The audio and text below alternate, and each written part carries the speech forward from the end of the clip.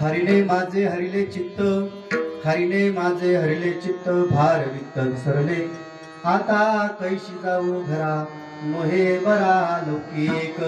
पारखियासी सांगता गोष्टी, घरची कुटी खातील आता कैशी जाऊ घरा, नोहे बरा लौकिक.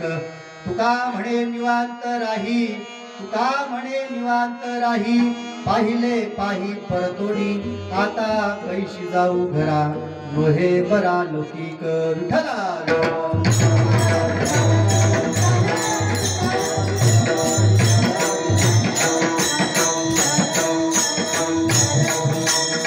माझे हरले चित्त, भार वित्त विसरले आता कैशी जाऊ घरा, नोहे बरा लौकिक. गुरुर ब्रह्मा गुरुर विष्णू गुरुर्देव महेश्वर, गुरुर साक्षात परब्रह्म तस्मै श्री गुरुवे नमः. ध्यानमूलं गुरुमूर्ती, पूजामूलं गुरुपदं, मंत्रमूलं गुरुर्वाक्यं, मोक्षमूलं गुरुकृपा. शरच्चन्द्रबिम्बाननं चारुहासं लसत्कुण्डलाकान्तं गण्डस्थलं,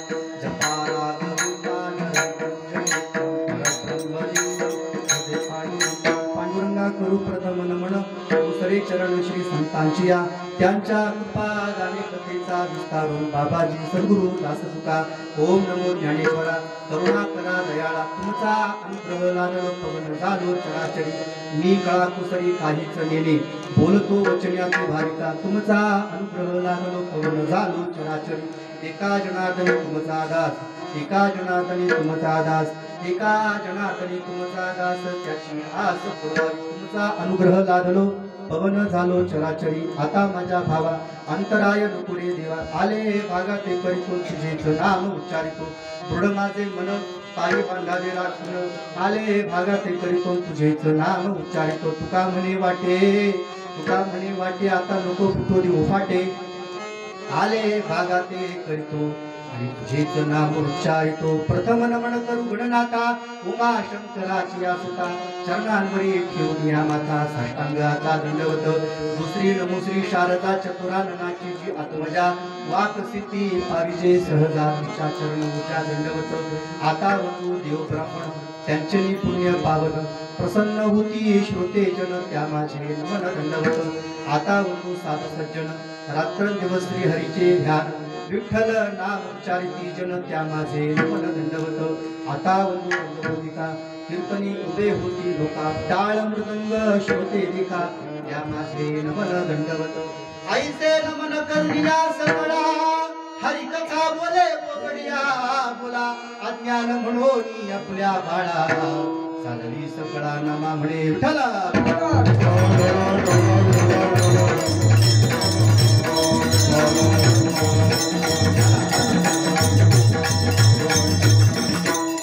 हरिने माझे हरिले चित्त, भार वित्त विसरले आता कैशी जाऊ घरा, नोहे बरा लौकिक. प्रस्तुत प्राप्त प्रसंगी कीर्तन रूपी चिंतना करता निवडलेले गवळण काल या प्रसंगातील असून, प्रस्तुत अभंगाच्या माध्यमातून, गवळणीच्या माध्यमातून ही जी गवळण तुकोपरायला एक प्रश्न विचारते. आपला अंतर्गत जे मनोगत आहे, जी स्थिती झालेली आहे गवळणीला, ही स्थिती ती तुकोपरायला मांडते आणि ती सांगते, हरिने माझे हरिले चित्त, भार वित्त विसरले.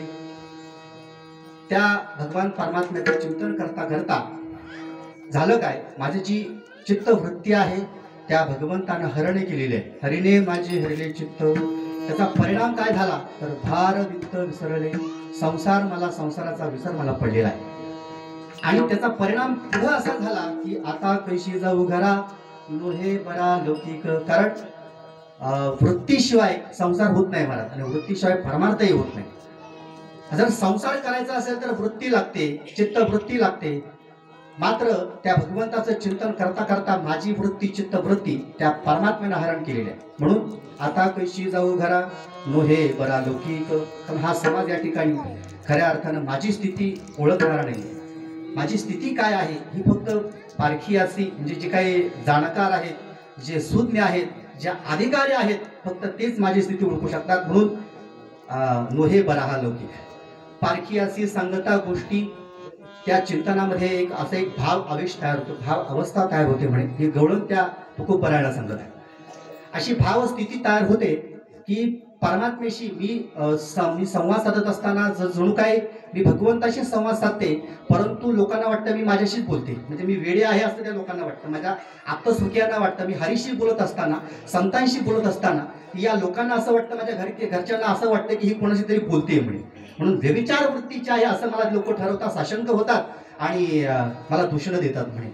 घरची कुटी खातील म्हणजे आळ घेतात किंवा मला दूषणं देतात, मला टोचून बोलतात किंवा मला टाकून बोलतात वगैरे वगैरे असं. म्हणून आता कैशी जाऊ घरा हे बरा लौकिक तुकोबराय जवळ त्या गवळणीनं आपलं मनोगत व्यक्त केलेलं आहे. त्यावेळेस तुकोबराय म्हणतात दुसरं काय करू नको. तुका म्हणे निवांत राही, एकाच वाक्यामध्ये तुकोबरायाने या गवळणीचं सांत्वन केले. तुका म्हणे निवांत राही आणि पाहिले पाही परतोनी, म्हणजे जे तू चिंतनाच्या माध्यमातून जे भगवत स्वरूप दर्शन तू केलेलं आहे ना, एकदा तू पाहिलंय ना, त्याचं पुन्हा पुन्हा रिव्हिजन कर म्हणे, पुन्हा पुन्हा ते पाहत राहा, अनुसंधानित राहा, असं तुकोबराय प्रस्तुत अभंगाच्या माध्यमातून वर्णन करतात. विठ्ठल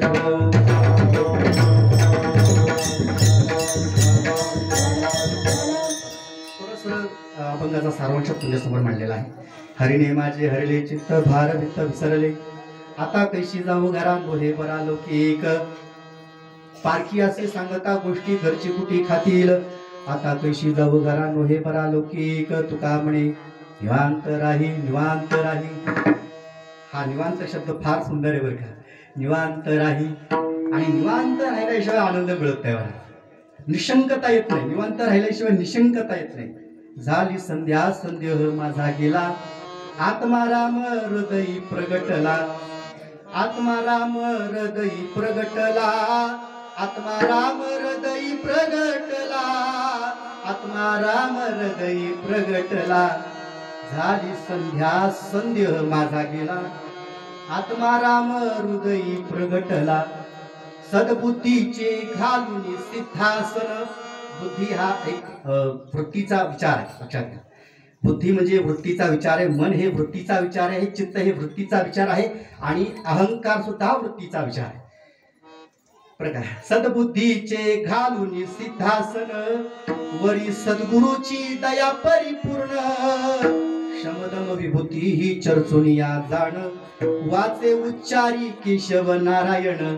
झाली संध्या संदेह माझा गेला, संदेह नको संदेह संशयावणी तोर नाही, अनेक पापगोर विनाशाची वागुर प्राण्यासी संदेह नाही.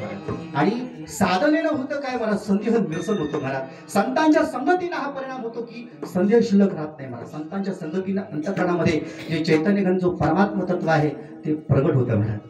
आत्मा अवतरणी मंत्रे अक्षरी ये, संतांच्या सानिध्यात सतत संतांचं अनुसंधान चिंतन असल्या कारणानं त्यांच्या सानिध्यामध्ये आम्ही गेलो ना महाराज, तर हा दिव्य परिणाम अपसुखच होतो महाराज, अपसुखच. तिथं अट्टहासाची गरज.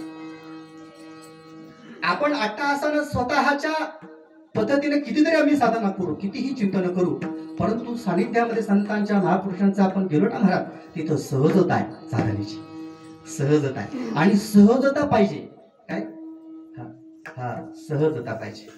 म्हणून झाली संध्या संदेह माझा गेला, आत्माराम हृदयी प्रगटला. आपण या आजच्या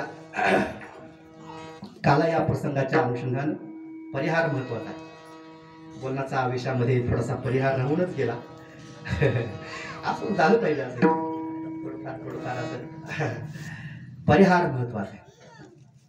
कर्मधर्म संयोगाने आपल्या या पावन अशा पंचकृषीमध्ये गेल्या 18 वर्षापासून वारकरी वैष्णव मेळाव्याचं आयोजन होतं.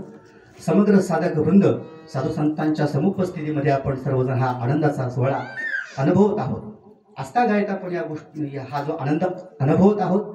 आणि या माध्यमातून रती महारथी ज्ञानवान गुणवान अशा असणारे थोर योग पुरुष असणारे महापुरुष या ठिकाणी येऊन गेलेले आहेत, ज्ञानदान करून गेलेले आहेत. पण एवढे दिवस आपल्याला या ठिकाणी सांगितलेलं जे चिंतन आहे, एवढे दिवस आम्हाला एक कीर्तनाच्या माध्यमातून, ज्ञानाच्या प्रवचनाच्या माध्यमातून जे ज्ञानदान करून गेलेले जे महापुरुष आहेत महाराज, आमच्यावरती परिणाम किती झाला हा सुद्धा एक परिणाम महत्वाचा आहे महाराज. आमच्यावरती त्या कीर्तनांचा किंवा त्या प्रवचनांचा किंवा त्या ज्ञानाचा परिणाम किती झाला. परिणाम महत्वाचा आहे महाराज. आम्ही काय किती बोलतो याच्यापेक्षा आमचा परिणाम किती, मी किती बोलतो याच्यापेक्षा माझं आचरण किती याला फार महत्व आहे. आचरणाला महत्व आहे. नाहीतर आम्ही बोलत राहणार म्हणतात ना, मनभर सांगण्यापेक्षा कणभर आमचं आचरण तरी महत्वाचं आहे. आम्ही कणभर पण आचरण करत नाही, मनभर सांगण्याचा आमचा विचार असतो, तो चालत नाही महाराज. म्हणून परिहार महत्वाच्या अनुषंगाने या ठिकाणी आपण सालाबाद, मला वाटतं मी एकदा या ठिकाणी येऊन गेलो, मला वाटतं 5-7 वर्ष होऊन गेले, 6 वर्ष होऊन गेले, 6 किंवा 7 वर्ष होऊन गेले. पहिल्या सत्रामध्ये येऊन कार्यक्रम करून मी या ठिकाणी गेलो होतो. आणि पुनश्च एकदा या संगतापर कालच्या संबंधानं मला आमच्या आदरणीय हरिभक्तपरायण भागवतजी बाबा बेदरे यांनी मला यांच्या संबंधाने इथपर्यंत मी आलो. आमचे आनंद महाराज आवटी असतील आणि समग्र साधू संत असतील, सर्व जे काय साधक वृंद असतील, या सर्वांच्या सहयोगाने पुनश्च एकदा मला या आवटीवाडी या पंचक्रोशीमध्ये येण्याचा योग आला. म्हणून तुम्हा सर्वांच्या या सेवेकरता आजच्या या काल्याच्या प्रसंगातील म्हणजे 2.5 दिवसाच्या मेळाव्याच्या ही सांगतापर असणाऱ्या कालाचा जो प्रसंग आहे, या संबंधानं आजच्या या सेवेकरता तुमच्या सेवेकरता घेतलेली जी गवळण आहे ही तुकोबरायांची गवळण आहे. आणि तुकोबरायांच्या गवळणीमध्ये खऱ्या अर्थानं तुकोबरायांची जी भाषा आहे ही प्रवृत्तीपूर्वक नाही बरं का. तुकोबरायांची जी भाषा आहे ही प्रवृत्तीपूर्वक नाही, लक्षात घ्या. कारण तुकोबरायांचे जे अभंग आहेत, संतांचे जे अभंग आहेत हे प्रवृत्तीतले नाहीत महाराज. आमचे विचार प्रवृत्तीतले आहेत म्हणून संतांची भाषा कळत नाही. आमचे विचार प्रवृत्तीतले म्हणून संतांची भाषा कळत नाही. कारण अर्थ लोपली पुराणी नाशक केला शब्द ज्ञानी विषय लोभी म्हणे स्वाधनची बुडविले. म्हणून तुकोबरायांचं जी गवळण आहे ही गवळण इतकी उत्कृष्ट आहे की माझ्या अंतकरण वृत्तीला हा छंद लागला पाहिजे नामाचा, भगवंताच्या नामस्मरणाचा. जसं गवळणीला छंद लागला, गवळण अथवा गोपी ही वृत्ती दर्शक आहे, वृत्तीचे द्योतक आहे. गवळण किंवा गोपी जी आहे ही वृत्तीला अनुसरून चिंतन येणार, वृत्तीचा विषय बरं का. म्हणून हे जे चिंतन तुकोबरायाने म्हटलं आपल्या स्वतःच्या स्ववृत्तीचं वर्णन तुकोबराय प्रस्तुत या गवळणीच्या माध्यमातून करतात. खऱ्या अर्थानं जर पाहायला गेलं तर भगवंताचं चिंतन करण्याकरता बरं का चित्ताची गरज आहे महाराज. चित्ताचे आसन तुका करीतो कीर्तन. कारण परमार्थ आम्ही कितीही करतो, फक्त आमच्या बाह्यांगाचा परमार्थ नको आहे महाराज, अंतरंगाचा परमार्थ फार महत्वाचा आहे. आणि बाहेर किती आम्ही कुजगवण्यासारखं दिसलो म्हणजे आमचा परमार्थ सक्सेसफुल होतो असं काही नाही महाराज. खऱ्या अर्थानं अंतर्मुखता फार महत्वाची आहे. कारण माणूस जाणीचे बोले हे कळपत नाही बरं का. नाही घाटावे लागत एका सिद्धे कळे भात, सांगण्याची गरज नाही. तुका म्हणे मज कळते चाचणी बडबडीची वाड्यात हे कळतं महाराज, सांगण्याची गरज नाही. जो महापुरुष आहे, जो महात्मा आहे, त्यांनी काय प्रशस्तीपत्र घेऊन मिरवायचं का? जो खरा महात्मा आहे प्रशस्तीपत्र मिरवायचं का? मी महात्मा आहे, मी खरा साधू आहे, मी खरं चिंतन करणार साधक आहे, सांगण्याची गरज नाही महाराज. हा खऱ्या अर्थानं भारतीयाच्या खुणा जाणते निराणाव्या. खऱ्या अर्थानं ही स्थिती आपसुकच चिन्हे उमटती अंगी शकुना जोगी उत्तम. या न्यायाप्रमाणे ती स्थिती अंतकरणावरती दिसते. अंतकरणाचे म्हणजे अंतरीचे धावे स्वभावे बाहेरी हे दिसतं महाराज. घरिताई पर्यावरणा हा परिणाम या ठिकाणी आहे. आणि खऱ्या अर्थानं गवळण म्हणजे आपल्या खऱ्या अर्थानं वृत्तीचा विचार आहे. तुकोबराय या ठिकाणी या संबंधानं म्हणतात की माझं जे चिंतन आहे, चिंतन करता करता त्या भगवंताचं चिंतन करता करता ज्या हरीचं चिंतन करता करता हरीची व्याख्याच काय आहे महाराज? हरण करणारा. हरी म्हणजे काय? हरण करणारा. काय हरण करतो? हरी काहीही हरण करत नाही. चित्त म्हणजे लोणी आहे महाराज. हरी हे सार हरण करणार आहे बरं का. हरी म्हणजे चित्त हरण करणारा तो हरी आहे ना. आणि काय झालं महाराज? ती गवळण म्हणते खऱ्या अर्थानं मी भगवंताचं चिंतन करता करता इतका छंद त्या भगवंत परमात्म्याचा मला लागला, इतका छंद मला लागला की माझं चित्त चिंतने तद्रूपता अशी स्थिती माझी झाली. आणि मग चिंतन करता करता मी माझे हरवून गेले. म्हणजे मला काहीच भान राहिलं नाही महाराज, कुठल्याही प्रकारचं भान राहिलं. आणि बघा संसारात तर भान राहतच नाही आणि परमार्थातही राहत नाही महाराज. तो काय करतो हे कळत नाही महाराज, लक्षात का. हा त्याचं वर्तन ते वर्तन दिसती देही पण ते देहीना माझ्या ठाई आणि मी तयार देई समग्रची असे त्याने. म्हणून अंतकरण वृत्तीचा परमार्थ आहे महाराज. चित्ताचे आसन तुका करीतो कीर्तन चित्ती तुझे पाय डोळा रूपाचे ध्यान अखंड मुखी नाव तुमचे वर्णावे गुण. परमार्थ करत असताना सगळ्या संतांनी चित्ताचा विचार म्हणलेला आहे. मगाशी बोलता सांगून गेलो की चित्त म्हणा किंवा बुद्धी म्हणा किंवा मन म्हणा किंवा अहंकार म्हणा ह्या वृत्तीचा विचार. म्हणून संकल्प विकल्प करणारी जी वृत्ती या मन ही संज्ञाशास्त्रकार देतात. दुसरी निश्चय करणाऱ्या वृत्तीला बुद्धी ही संज्ञा शास्त्रकार देतात आणि चिंतन करणाऱ्या वृत्तीला चित्त ही संज्ञा शास्त्रकार देतात। माझे चित्त तुझे पायी राहो ऐसे करी काही राहो ऐसे करी काही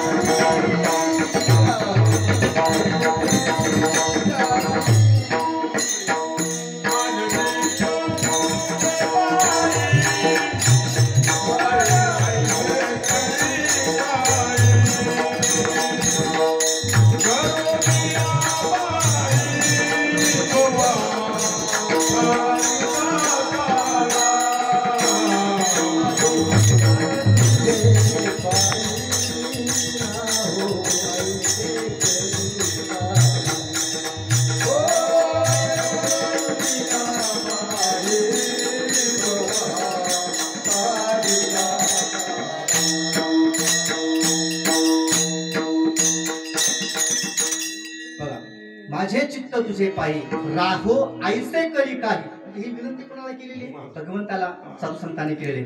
खऱ्या अर्थाने हे चित्त खऱ्या किंवा मन म्हणा, मनाविषयी सुद्धा साधू संत उपदेश करत असताना म्हणतात की माझे मन लागो तुझे पायी, संसार बंधन तुडून या देवा, संसार बंधन तुडून या देवा, माझे मन लागो तुझे पायी। है का नाही? पायी तीर्थयात्रा मुखी राम नाम हाची माझा नेम सिद्धीने, है की नाही? किंवा खऱ्या अर्थानं जर पाहिले गेलं तर महाराज भगवंताला विनंती करत असत खऱ्या अर्थानं, कारण मन हे भगवंताची विभूती आहे आणि आपण जर अनन्य शरणागत होऊन समर्पण भावानं जर आपण परमात्म्याला शरण गेलो, संतांना शरण गेलो आणि त्यांना जर आपण विनंती केली तर हे चित्त, हे मन किंवा ही बुद्धी भगवंत शरणी स्थित राहो असं या ठिकाणी जर आपण मनापासून जर मागितलं तो परिणाम होतो महाराज, बरं का? आणि जोपर्यंत आम्ही परमार्थ करत असताना चित्ताचा परमार्थ करत नाही तर महाराज त्याला काही अर्थ नाही। ते कसं चित्ताचं चिंतन आहे, कसं आपलं चिंतन महत्वाचं आहे त्याचं एक तुम्हाला एक थोडा दृष्टांत सांगतो, भजन करा विठ्ठल।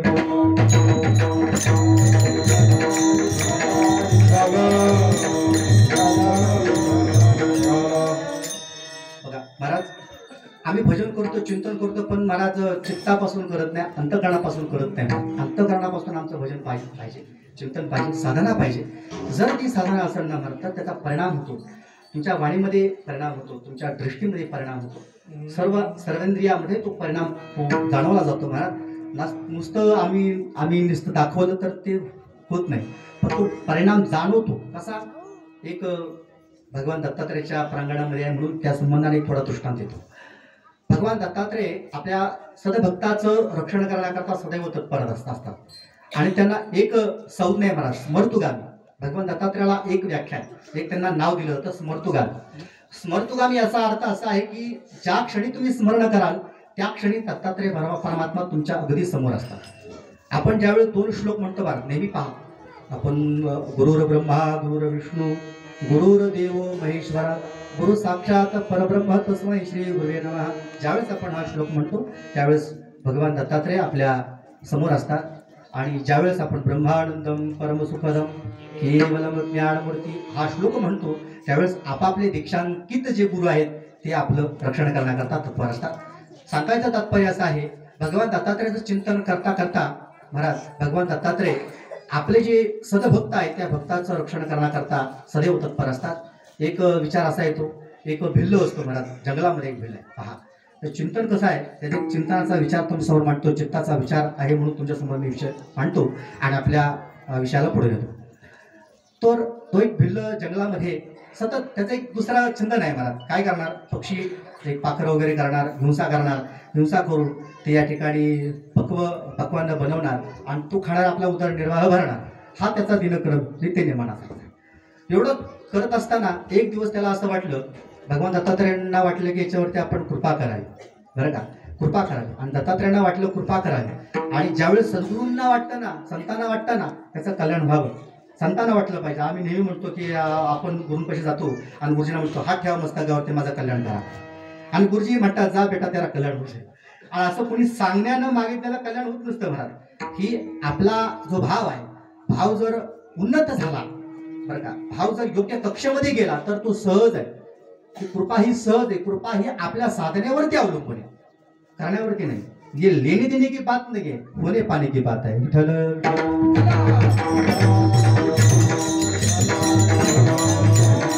घ्यायची गोष्ट नाही, होण्याची गोष्ट आहे. ही झाली पाहिजे सहजता. आणि असंच ते बिल सतत आपल्या नैमित्तिक दिनक्रमानुसार वर्तन करत होता. आणि एक भगवान दत्तात्रय एक फकीर वेशामध्ये, कारण परमात्मा भगवान दत्तात्रय दुपारच्या सत्रामध्ये कधीही आपल्या द्वारामध्ये कधी येतील सांगतात. ना जाने किस बेसमे नारायण मिल जाय, या न्यायाप्रमाणे भगवान दत्तात्रय फकीर वेशामध्ये त्या बिल्लाकडे आले. याची कृपा करावीचं कल्याण करावं या न्यायाने ते आले. आणि आल्यानंतर भाऊ तो भिक्षाम दे, दत्तात्रयांनी आरोळी ठोकली. कारण दत्तात्रयांचा नित्य दिनक्रम आहे. वाराणसी पुरसनाई कोल्हापूर जपादराहा माहूर पुरभिक्षाशी सयशाई दिगंबराहा, हे त्यांचा दिनक्रम आहे. वाराणसीमध्ये स्नान संध्या वगैरे करायची, सह्याद्रीवरती शयन करायचं, भिक्षाटन माहूरगडावर करायचं वगैरे, त्यांचा दिनक्रम आहे. आणि ते तिथे आले. आणि आल्यानंतर भिक्षाम दे म्हटले. काय महाराज, साधू संतांचं नुसतं आगमन झालं ना तर त्यांना स्पर्श करून जाणारा वारा सुद्धा इतका परिणामकारक असतो. तर तो त्या भिल्लाच्या अंतःकरणावरती महाराज तत्काळ परिणाम झाला. आणि हिंसक असणारा जो भिल्ल आहे, हिंसक असणारा जो पारधी आहे, तर त्याच्या मनावरती महाराज परिणाम झाला. साधू संतांविषयी एक आपुलकी प्रेम तयार झाला, आदरभाव तयार झाला. आणि जाऊन साष्टांग प्रणिपात त्यानं त्या श्री महाराजांना केला. विठ्ठल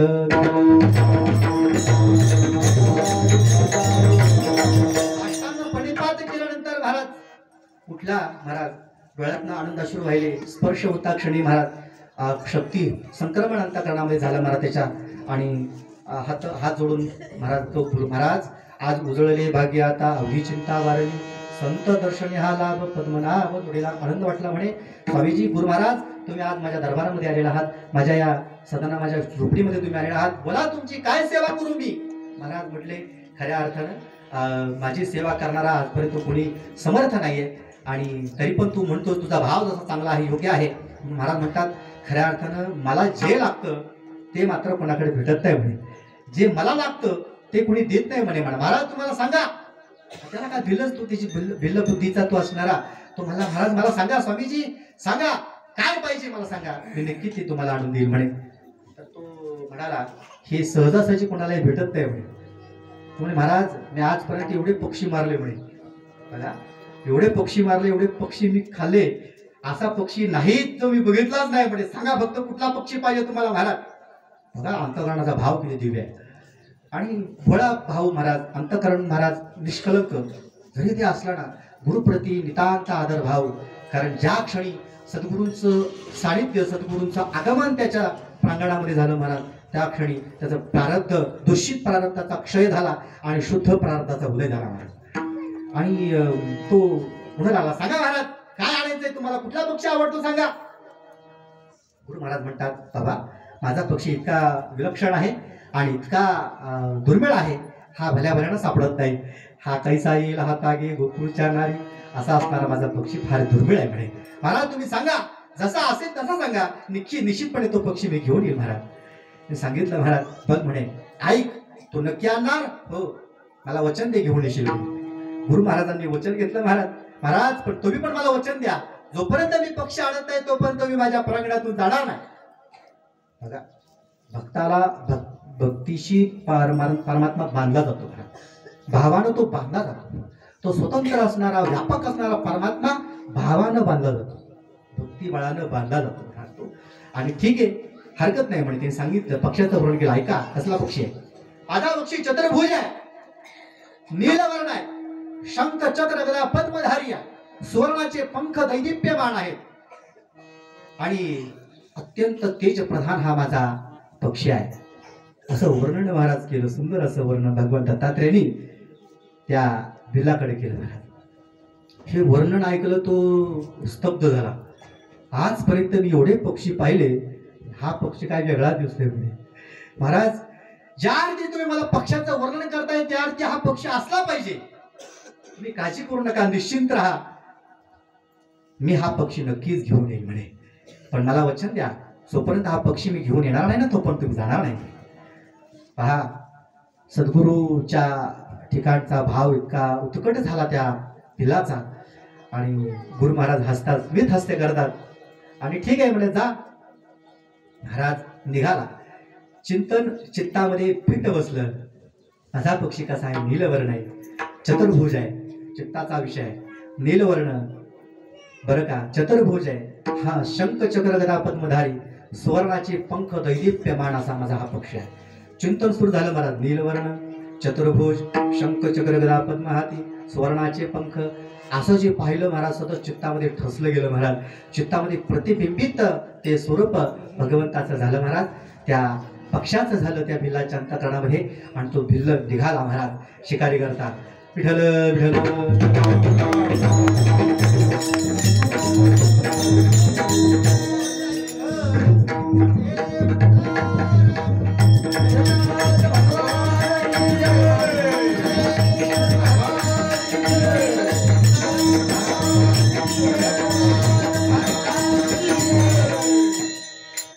गेला महाराज, जंगलामध्ये गेला.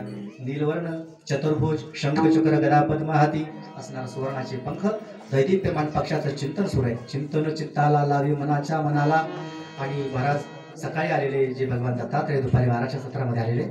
तर महाराज दिवसभर तो आतमध्ये जंगलामध्ये गेला. पण त्या पक्षाचं चिंतन, सगळ्या पक्ष पाहायचा. आणि त्याची जी नजर असते ना महाराज, बिल्लाची नजर फार तीक्ष्ण असते बरं का. त्याची दृष्टी फार तीक्ष्ण असते. फार कानाची जी सर्वेंद्रिय इतकी एकाग्र करतात ना ते लोक, काय त्यांची जी अंतर्मुखता असते फार दिव्य असते महाराज.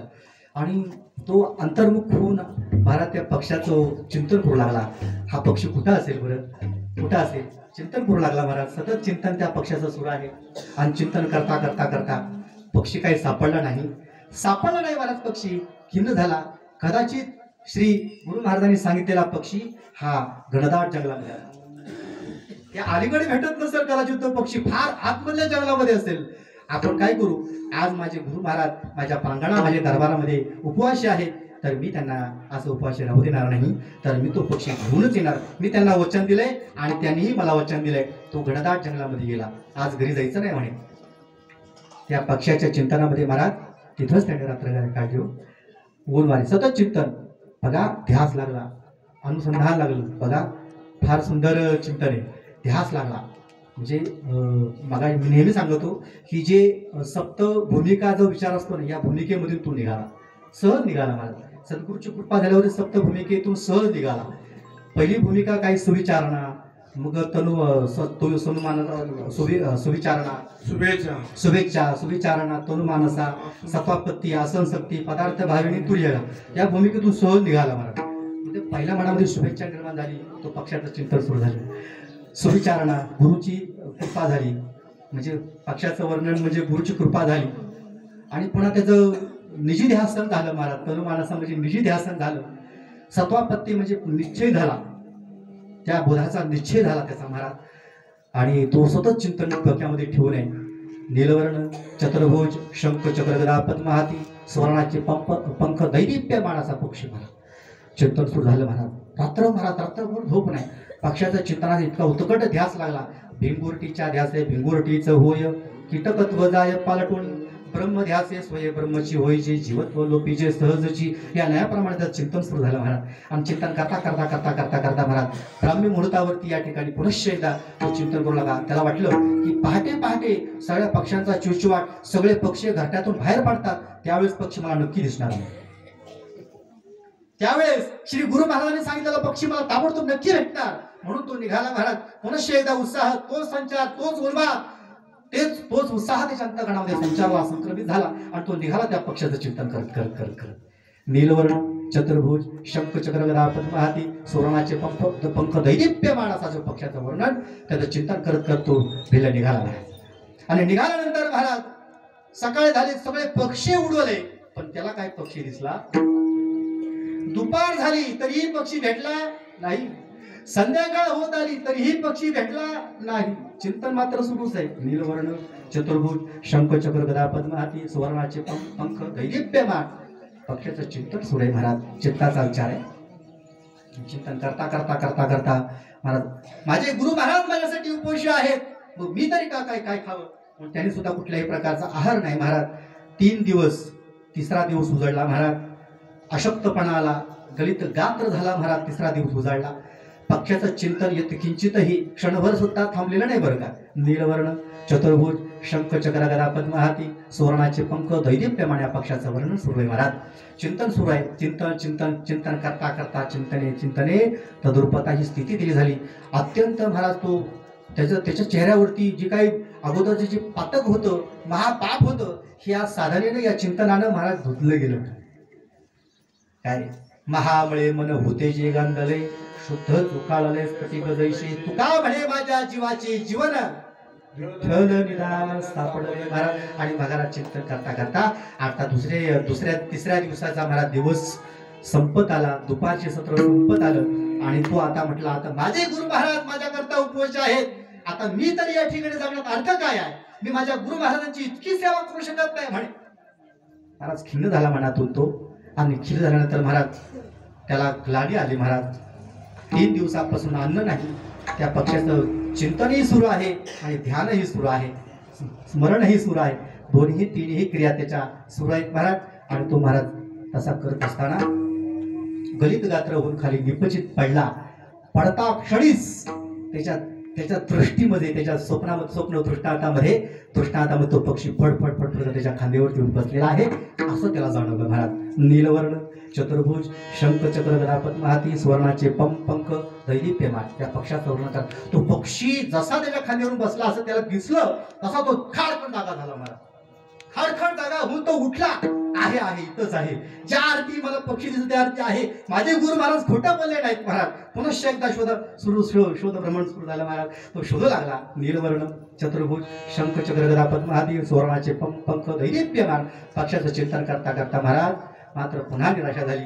पक्षी काय सापडत नाही. मग त्यांनी काय केलं, स्वतःची चिता रचण्याचा त्यांनी विचार केला. माझे गुरु महाराजांची इतकी सेवा करू शकत नाही, किती अभागी आहे मी, किती पापी आहे, किती पातकी आहे म्हणून महाराज स्वतःला तो दूषण देऊ लागला महाराज. आणि मग ते सगळं त्यांनी चिता अग्नी साठी सगळं काय ते लाकडं गोळा केली, चिता रचली.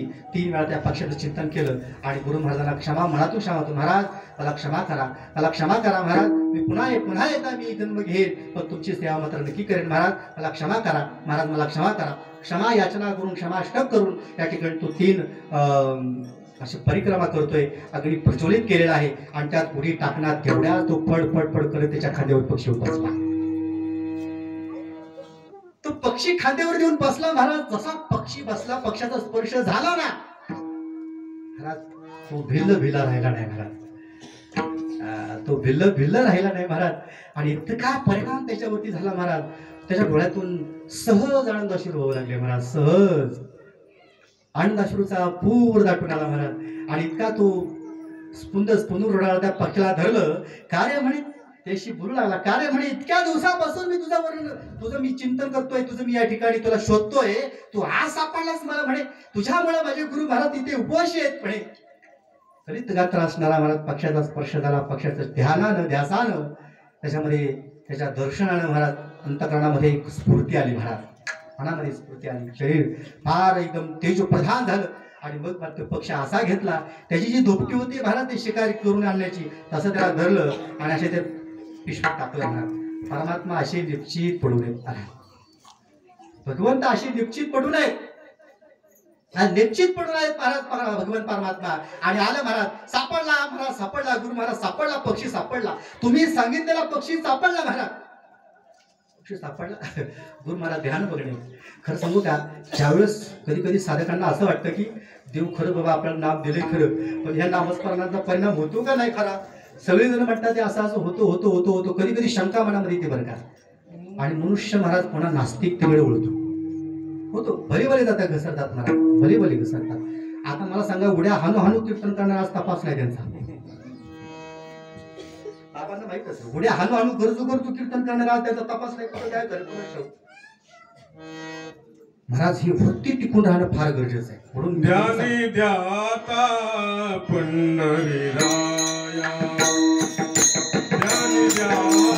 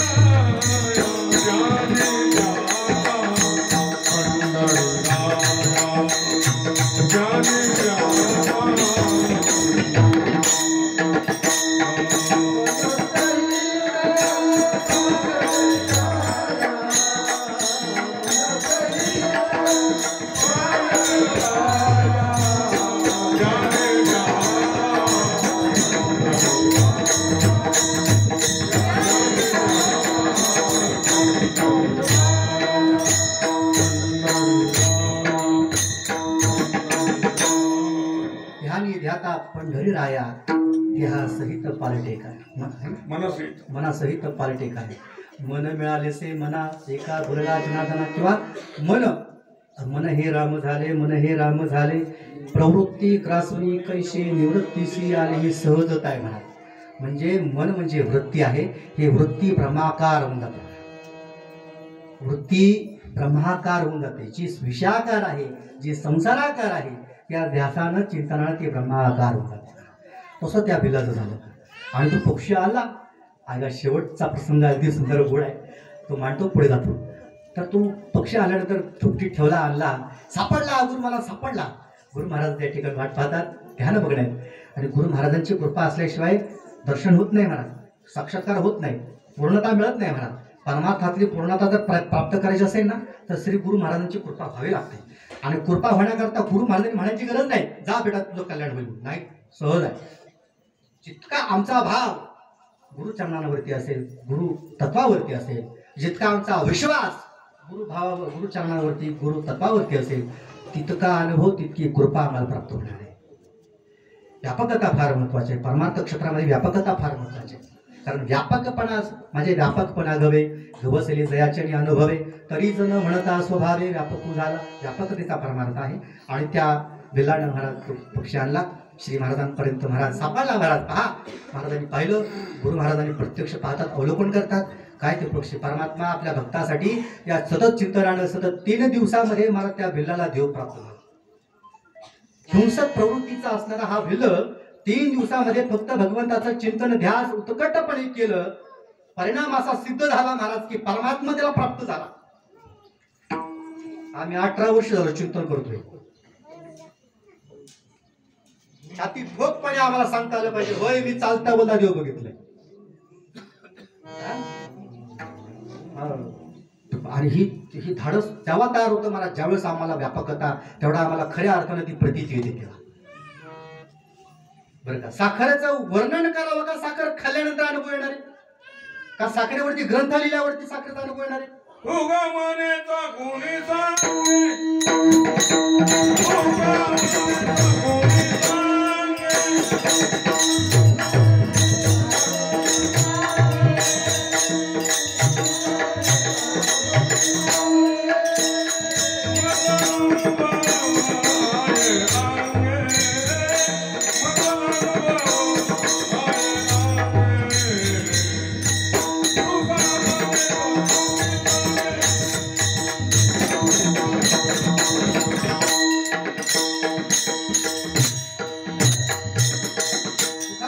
कोणी सांगे मजा अनुभव आहे. बघा तुकोबरानं मला अनुभव आहे खादिल्याशी ओढी देखील अशी नाही. तुकोबऱ्यानेच बोलू आणि वेदाचा तो अर्थ आम्हा सीत ठावा सकारात्मक बोलतात तुकोबरा. एरांडी व्हावा भार माता काय भाषा आहे. संतांची भाषा साधारण नाही महाराज. हे वज्रासारखी संतांची भाषा आहे. संतांचे शब्द ज्ञानेश्वरीचे शब्द ज्ञानेश्वरीचे जे ववे आहेत ना महाराज बाणाप्रमाणे तुम्हाला आम्हाला लायला पाहिजेत महाराज साधकांना. आम्ही नुसते ज्ञानेश्वरी पाठ करतो पण आम्हाला ज्ञानेश्वरीच्या ओवीचा अनुभव आम्हाला अजून हे नाही. ज्ञानेश्वरीची एका ओवी आमच्या अंतःकरणामध्ये पूर्ण स्थित होत नाही. हे टीकात्मक नाही बोलत आहे. आपण आपण राजहंसाच्या फळामध्ये जन्माला आलो. आपण साधारण नाहीये. आमचा बाप होता ज्ञानी तरीच आम्ही लागलो ध्यानी. इतका असूनही राजाची कांता काय भेक माझे मनाची या जोगी आमच्यातला अजून भेद जाऊ नये. आमच्यातला अजून न्यूनगंड बाद होऊ नये. न्यूनपणा बाद होऊ नये झाला पाहिजे महाराज. आणि महाराज त्या भिल्लामध्ये 3 दिवसामध्ये त्याला भगवत प्राप्ती झाली. आम्हालाही 3 दिवसामध्ये नाही काही क्षणात 1 तास उरला खटवांग रायासी भाग्यदशा कैसी प्राप्त झाली. या न्यायाप्रमाणे असं चिंतन चित्ताचं या ठिकाणी करता करता त्याला देव प्राप्त झाला. भगवान दत्तात्रयाने त्याच्यावरती कृपा केली आणि तो सनाथ झाला. असा परिणाम गवळणीचा या ठिकाणी झालेला आहे. हे गवळणीचं चिंतन करता करता ती भगवंताचं चिंतन करते. अखंड भगवंताच्या सानिध्यामध्ये आहे. कारण त्याच्या सानिध्यामध्ये परमात्म्याने भरत त्याला दुसरं काही गुण लागत नाही आणि सतत आहे. तुमच्या माझ्या सानिध्यातही देव आहे पण आमचा विश्वास नाही आमच्या सानिध्यात देव आहे. ज्यावेळेस आमचा विश्वास होईल ना माझ्यासोबत देव आहे प्रत्येक क्षणाक्षणाला माझ्यासोबत परमात्मा आहे त्यावेळेस पाप घडत नाही मला. पाप प्रवृत्ती नष्ट होते. होईल कैवारी नारायण नारायण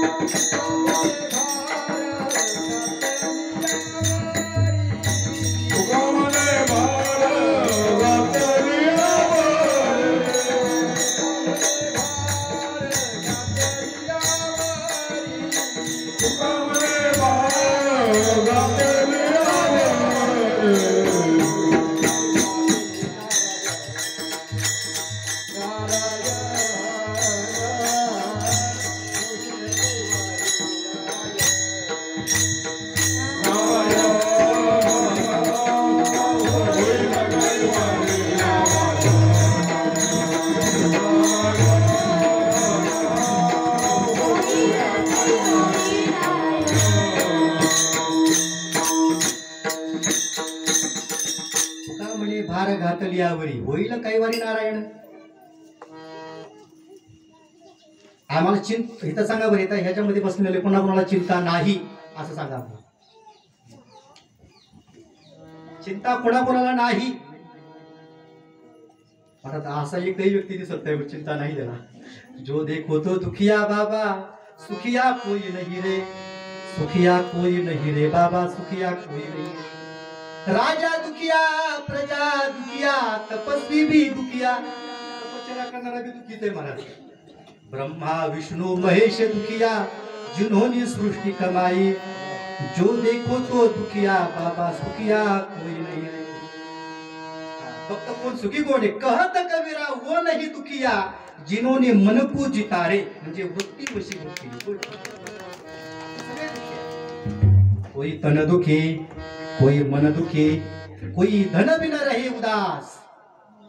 कोई तन दुखी, कोई मन दुखी, कोई धन बिन रहे उदास, पर थोड़े थोड़े सब दुखी आणि सुखी राम के दास. विठ्ठल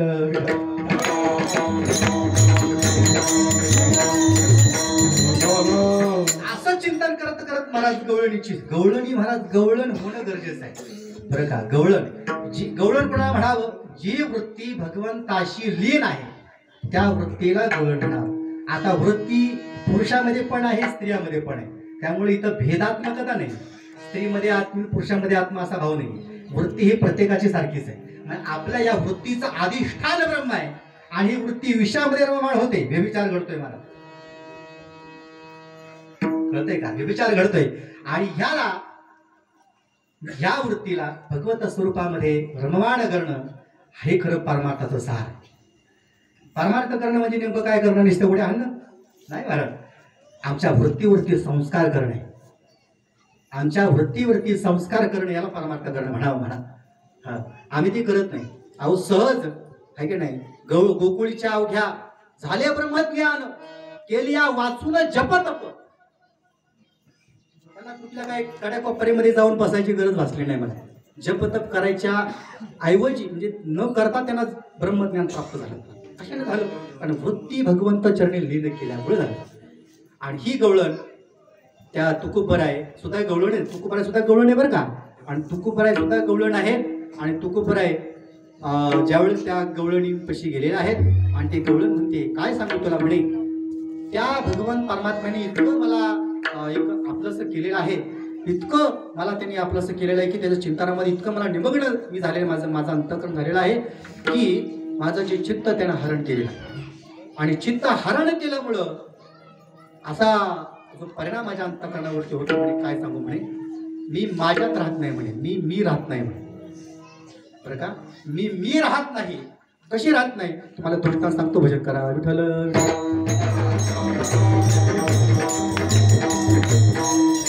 एका गवळणीचा विचार मांडतो अभंगाच्या पहिल्या चरणाकडे. ती गवळण म्हणते सुंदर आहे बघा, वृत्तीचा विचार आहे, चित्ताचा विचार आहे. आणि मला फक्त दुसरं मला बाकी काय बोलता येत नाही बरं का. चित्ताचा विचार आहे तेवढा फक्त तुम्ही समोर मांडतो. ती गवळण एकांतामध्ये बसली. एक दिवशी असं झालं, नारद महर्षी त्या गोकुळातून जात असताना एक गवळण एका चौथऱ्यावर बसलेले आहे. वडाचं झाड आहे आणि वडाच्या झाडाच्या चौथऱ्यावरती बसलेले आहे आणि ध्यान करत आहे. काय करते? ध्यान करत आहे. ती गवळण ध्यान करते बघा. वडाच्या चौथऱ्यावर बसून तिथं ध्यान करते. आजूबाजूला कोणी नाहीये. नारद महर्षी आलेला आहे आणि नारद महर्षींनी पाहिल्यानंतर त्यांना वाटलं की गवळण ध्यान करते. तो ब्रह्मांडाचा नायक, जगाचा मालक तिथं सगुण साकार रूप धारण करून या गोकुळामध्ये नांदतोय, मागे पुढे उभा राही सांभाळित खेळतोय. तो नाना प्रकारच्या गवळणी या ठिकाणी लीला करतोय आणि ही ध्यान करते. दुसऱ्या कुठल्या देवाला ध्यान करते? सगळ्या देवाचं अधिष्ठान, सगळं साकार ब्रह्म, मूर्तिमंत ब्रह्म हे गोकुळामध्ये मागे पुढे लीला करत आहे. आणि ही ध्यान कोणाची करते विचारूया मनामध्ये शंका नारदजींच्या आली महाराज. आणि ते विचारणा करता नारदजी क्षणभर थांबले. काही वेळानं महाराज ती गवळण आपल्या जागेवरती आली, आपल्या वृत्तीवरती आली. आल्याबरोबर तिने पाहिलं नारद महर्षींना, साष्टांग प्रणिपात केला. महाराज संत येती घरा तुझी दिवाळी दसरा. कारण संतांचं जीवनामध्ये येणं म्हणजे या जीवाचं परिपूर्णत्व होणं आहे बरं का. आणि मग तिला वाटलं, संतांना नतमस्तक झाली, महाराज माझं भाग्य उदय म्हणे, मी खूप दिवसापासून प्रयत्न करते म्हणे माझ्या मनातली शंका दूर व्हावी, माझ्या मनामध्ये असणारे जे प्रश्न दूर व्हावे, पण आजपर्यंत झाले नाहीत. तुमच्या योगाने दूर होतील म्हणून मी या ठिकाणी मला आनंद वाटला. माझ्या प्रभूजींनी, माझ्या भगवंतांनी या ठिकाणी तुम्हाला धाडलं गेलेलं आहे, तुम्हाला पाठवलंय. आता माझे प्रश्न, माझ्या प्रश्नाचं समाधान मला होईल म्हणे. गवळ म्हणते, नारद महर्षी म्हणतात, अरे ते सगळं ठीक आहे, पण मला आधी सांग तू ध्यान कोणाचं करते ते सांग म्हणे. बसली ध्यानाला, तू ध्यान कोणाचं करते मला सांग म्हणे. काय सांगू महाराज म्हणे, कोणाचं ध्यान करणार म्हणे, दुसरं कोण आहे म्हणे ध्यान करायसाठी, ध्यान करण्या योग्य दुसरं कोण आहे का सांगा मला. सुखरू पैसे तुझे कोण सांगा, माझ्या पांडुरंगासाठी त्या श्रीकृष्ण परमात्म्याशिवाय दुसरं ध्यान कोणाचं करावं असं वाटतंय का तुम्हाला? कोणाचंही करत नाही. मग तू काय ध्यान अंतर्मुख होऊन का बसलीस? काय ना मला एक अभ्यास करत होते म्हणे. काय अभ्यास करते म्हणे, काय अभ्यास करते म्हणे. काय सांगू महाराज, मला पहिलं वचन द्या म्हणे, माझ्या प्रश्नाचं समाधान तुम्ही करसाल म्हणे, आणि मला तुम्ही मला माझी वृत्ती शांत करसाल मला सांगा म्हणे. हो नक्की कर, सांग म्हणे काय. त्यावर तिने सांगितलं, महाराज काय सांगू म्हणे, मी संसारिक आहे, मी संसार करणारी ही जी साधी सामान्य एक अबला आहे, आणि सासूरवाशी नसल्या कारणानं रोज संसार दारा काढणं वगैरे वगैरे सगळे कामं मला करणं भाग आहे. एक दिवस काय झाला, एक दिवस माझ्या सासूनं मला धार काढण्यासाठीच पाठवलं म्हणे. गाईच्या धारा काढण्याकरता मी गेले, आणि गाईच्या धारा काढत असताना माझ्या अंतःकरण वृत्तीला एक एकांत मिळाला महाराज. बघा, ज्यावेळेस अंतःकरण वृत्तीला एकांत मिळतो ना, त्यावेळेस साक्षात्कार होतो महाराज. तो भाव आवेशातील परमात्मा साकार प्रकट होऊन आपल्या भक्ताशी हेतुभूत साधत असतो महाराज.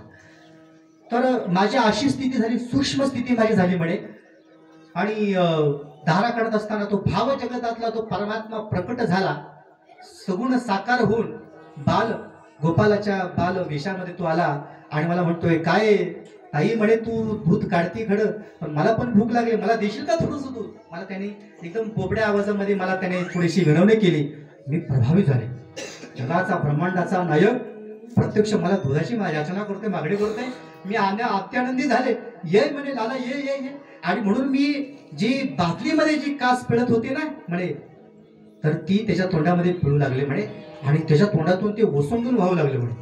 मला एवढा आनंद वाटू लागला, आणि तो म्हणतो, बास बास बास बास ताई बास बास म्हणायला लागला. तो मला एवढा समाधान वाटायला लागलं म्हणजे प्रत्यक्ष माझा ब्रह्मांडाचा मालक हा माझ्याकडनं दूध पितोय. मला आनंद वाटला, ओसंडून व्हायला लागला दूध त्याच्या मुखातून, आणि ते खाली पाहतोय. तेवढ्यात काय झालं कोणास ठाऊक, सासूने धन दिशे मला या ठिकाणी धक्का दिला. कुठला कृष्ण कुठला काय म्हणे, काहीच नाही तिथं म्हणजे सगळं दूध खाली वायाचं, सगळं दूध खाली ओसंडून व्हायला लागलं म्हणे. कुठला कृष्ण कुठला काय, ती म्हणजे काय करते म्हणे, दूध तुला बादली दिली, बादली राहिली भलतीकडे, तू दूध खाली का दुसरीकडे काय व्यर्थ काय घालवा लागली. काही तेवढ्या शिव्या सासूने मला दिल्या. सासरवाशीनेच मी म्हणले, मला आता काही शिव्या खाणं भागच होतं, कारण चूक माझी आहे म्हणून मी चूक ती मान्य केली म्हणे. ते गवळण म्हणते, बघा कधीचा अंतकरणाचा भाव किती दिले आहे. मग ते झालं का काय म्हणे, सासूने मला दुसरं काम सांगितलं, जा म्हणे, कारण वृंदावन म्हणजे मथुरा वृंदावन बरसाना साईडला तांदूळाचा खूप मोठा म्हणजे तांदूळ पिकतो, तिथे भात पिकतो, भात शेती जास्त होतं.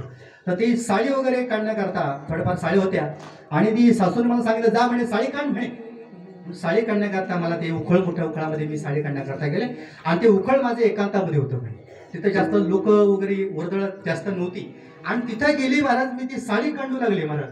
गवळण म्हणते, महाराज पहा, नारदजींना सांगते, आणि नारदजी एक टक खोल ऐकत आहे बरं का. तर ती गवळण सांगते की मी साडी काढू लागलेले आहे, आणि साडी काढत असताना पुन्हा माझ्या अंतःकरण वृत्तीला एकांत मिळाला महाराज. बघा, माझ्या अंतःकरण वृत्तीला एकांत मिळाला, आणि जसा काही एकांत मिळाला तसा तो भाव जगतातला परमात्मा पुन्हा प्रगट झाला, आणि पुन्हा माझी गप्पा मारू लागला. म्हणजे काय तुला सासूलाही बोलली का ग ताई, माझ्याकडे बोलली ना, तुला मला माफ कर बरं का. मला नाही रे बाबा, मला तुझ्यासाठी नाही, माझा दोष आहे, माझ्या प्रकृतीचा दोष आहे, माझं चित्त या ठिकाणी माझ्या संसारामध्ये रमत, मी काय करू सांग म्हणे. तुझा दोष काय नाहीये, कारण तू आल्यावरती मला एवढा आनंद होतो ना, काय सांगू म्हणे, मला कशामध्ये आनंद मिळत नाही. ती गवळण त्या भगवंताशी हेतुभूत साधत आहे. दोघांच्या गप्पा गोष्टी हेतुभूत सुरू आहे महाराज, आणि सुरू आहेत गप्पा गोष्टी सुरू आहेत. तेवढा सासू आली, का ग भावाने कोणाशी बोलतीस, कोणच नाही तिथं म्हणजे कुठला कृष्ण. जसा सासूचा आवाज ऐकला तसा तो गायब झाला बाबा म्हणे.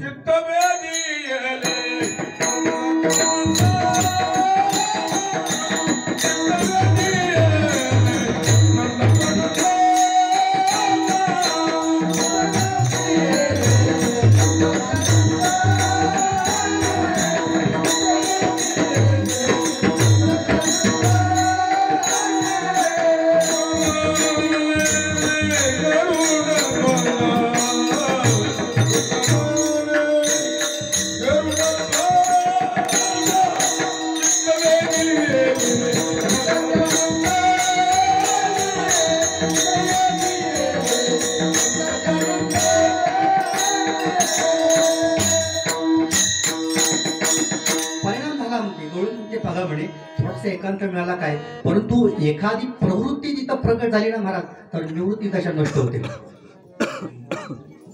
संसारातली प्रवृत्ती दशा प्रगट झाली की निवृत्ती दशा नष्ट होते महाराज.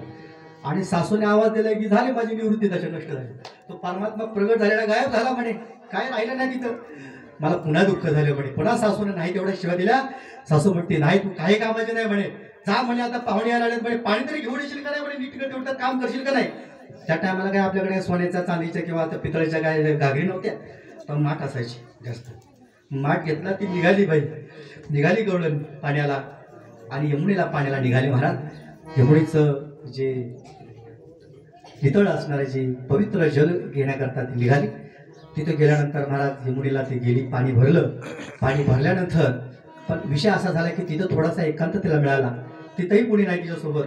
एकटी म्हणजे अवेळी गेल्या कारण तिथं बाकीच्या काही तिच्या जे मैत्रिणी वगैरे तिथं नसल्या कारणानं तिला आता ती डोक्यावर उचलून द्यायचा डेरा कसा द्यावा तिला प्रश्न पडला. ती विचार करते तेवढ्यात तो भाव जगतातला परमात्मा पुन्हा प्रगट झाला महाराज. परमात्मा प्रगट सतत ध्यान असेल ना महाराज, ध्यास असेल ना तो परमात्मा प्रगट होतो. लोक माने त्यापेक्षा लोक म्हणतात याला काय येड लागला म्हणजे काय स्वतःशीच बोलते.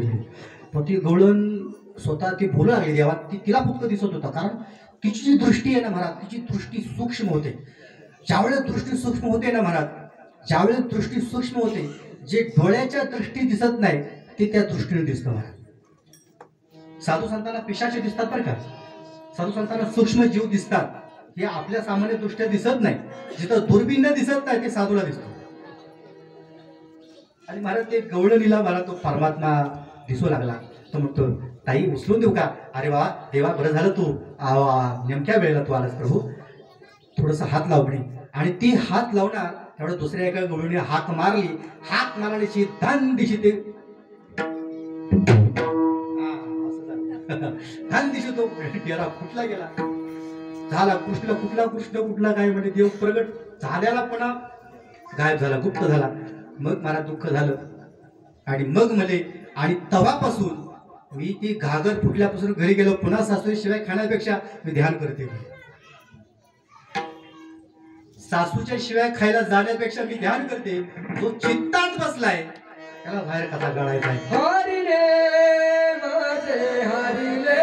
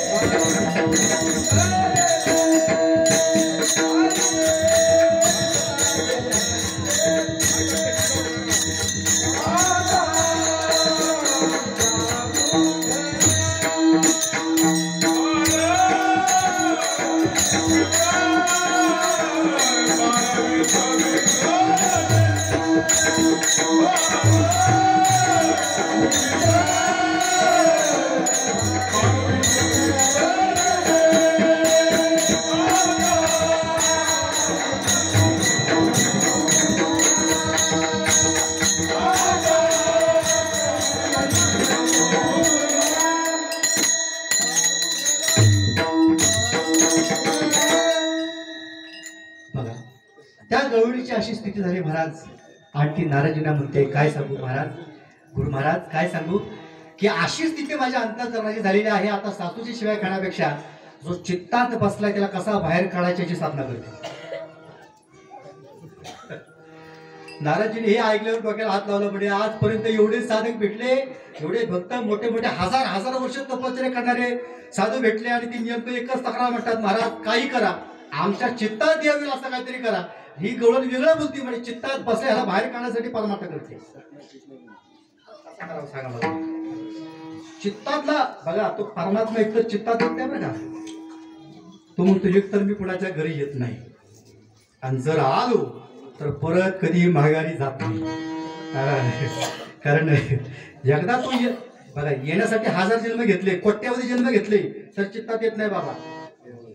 म्हणजे गवळणी त्यांनी महाराज काही न करता तो परमात्मा त्यांच्या चित्तामध्ये सहज वास करत होता. आणि या चित्ताचं विषय, चित्ताचा अधिष्ठान ब्रह्म झालं बरं का. चित्ताचा अधिष्ठान ब्रह्म झालं. आणि या गवळणी किती जरी काय प्रयत्न करायचा, जर त्यांनी किती जरी कर्म करायचा प्रयत्न केला, संसार घडला नाही महाराज त्यांच्याकडे. संसार घडत नाही म्हणतात ना. ते जे करतात ते सगळं सहज परमार्थ होतो मला. सहज कर्मेती झाली ब्रह्मार्पण, जन नोहे हा अवघा जनार्दन, आयुष्य ऐकता निवतील साधू जन, एका जनार्दनी बाणली निज गुण. कारण खरं ज्यावेळेस चिंतन करता करता करता चित्त महाराज भगवत स्वरूपी तद्रूप होतं ना, चित्त भगवत स्वरूपावरती तद्रूप होतं नाही महाराज, तर ते चित्त राहत नाही महाराज, ते भगवत स्वरूप होऊन जातं. चिंतन चित्ताला लावी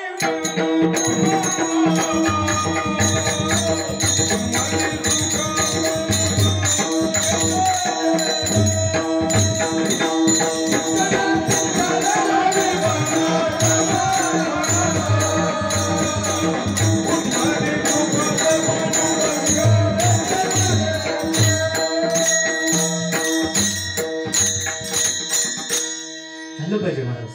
संतांचं झालं, ज्ञानोबरायांचं झालं, तुकोबरायांचं झालं, समग्र साधू संतांचं झालं, नाथबाबांचं झालं. आपल्या या पावन पंचपुरुषामध्ये शेख मोहम्मद, संत शेख मोहम्मदांचं झालं महाराज. आपण पाहतो की तुकोबरायांच्या मंडपाला आग लागली, इथून त्यांना कळालं महाराज, आणि इथून ते करायला लागले. लोक म्हणतात काय वेडे झालेत म्हणे शेख मोहम्मद बाबा म्हणे, काही वेडे झालेत म्हणे. इथून त्यांना कसं कळालं म्हणे आग लागली म्हणे. संत हे त्रिकालदर्शी असतात, आणि ब्रह्मज्ञानी की गत ब्रह्मज्ञानी ही जाणे जाणत नाही महाराज. संत करण्याकरता किमान संतत्व अंगामध्ये यावं लागतं महाराज, त्याशिवाय संत कळत नाही, महात्मा कळत नाही. आणि महात्मा कधी होतो, ज्यावेळेस वृत्ती भगवत स्वरूपामध्ये सहज रममाण होते, सहज, त्यावेळेस आपल्यामध्ये ते संतत्व, ते सदभक्तत्व आलं असं म्हणता येईल महाराज. आम्हाला इथं आल्यावर सुद्धा आमचं मन जागेवर राहत नाही, इथं आल्यावर सुद्धा आमची वृत्ती जागेवर राहत नाही. आम्ही सदोष आमची वृत्ती आहे, आमची इथं आल्यावर सुद्धा निर्दोष वृत्ती होत नाही महाराज. इथं आल्यावर बी सदोष वृत्ती होते, सदोष वृत्ती राहते. इथं माप काढत राहतो आम्ही एकमेकांच्या. आमची हे आमच्या वृत्तीचा दोष आहे. आणि इथं येण्याकरता संतांच्या सहवासामध्ये वृत्तीवरती संस्कार करणं गरजेचं आहे. वृत्तीवरती खऱ्या अर्थाने योग्य संस्कार होणं गरजेचं आहे, नामाचा संस्कार होणं गरजेचं आहे. संत श्रीपाद बाबा, संत रामदास बाबा या थोर महापुरुषांनी जर हे महात्मे नसते ना महाराज, तर आज आम्हाला परमार्थाचा पळ सुद्धा कळाला नसता. खरा परमार्थ काय तर आम्हाला त्या महापुरुषांमुळे समजला. हो काय आहे महाराज नेमकं सत्य काय. आम्ही नेहमी वरवरच आम्ही सगळं करत होतो, सगळं वरवरच सुरू होतं आमचं महाराज. काय नव्हतं खरं, म्हणजे आतमध्ये वलावा नाही, काही सुद्धा वलावा नाही महाराज. वारी जी आहे ना महाराज, वारी कधी करावी माणसाने, म्हणजे महिन्यातून एकदा करावी, कधी करायची, महिन्याची वारी करावी का वर्षाची वारी करावी का सामायिक वारी करावी, अखंड वारी पाहिजे ना बाबांनी अखंड वारी शिकवली.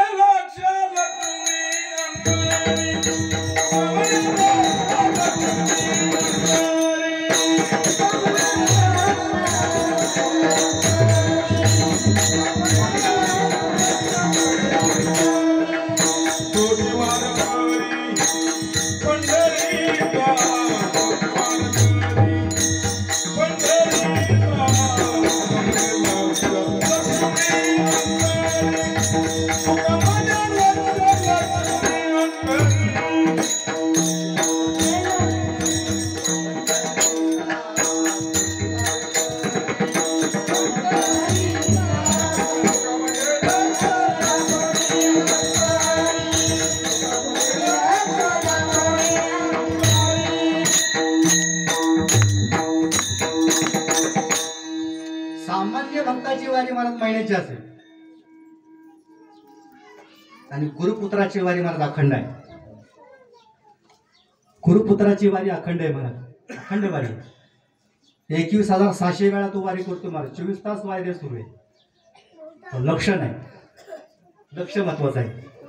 समत्व चित्ताचे तिची सारदान योगाचे जेत मन आणि बुद्धीचे ऐक्य ही समत्वता फार महत्वाचं आहे. या अखंड वारी संत महात्मे तुम्हाला मला सांगतात महाराज. आणि अखंड चिंतन असल्यानंतरच चित्तावर संस्कार होतो महाराज. विठ्ठल विठ्ठल.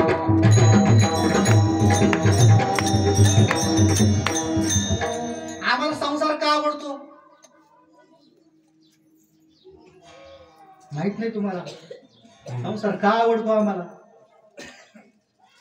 कारण आम्ही जास्त कालखंड संसाराच्या सहवासामध्ये घालवतो म्हणून संसार आवडतो.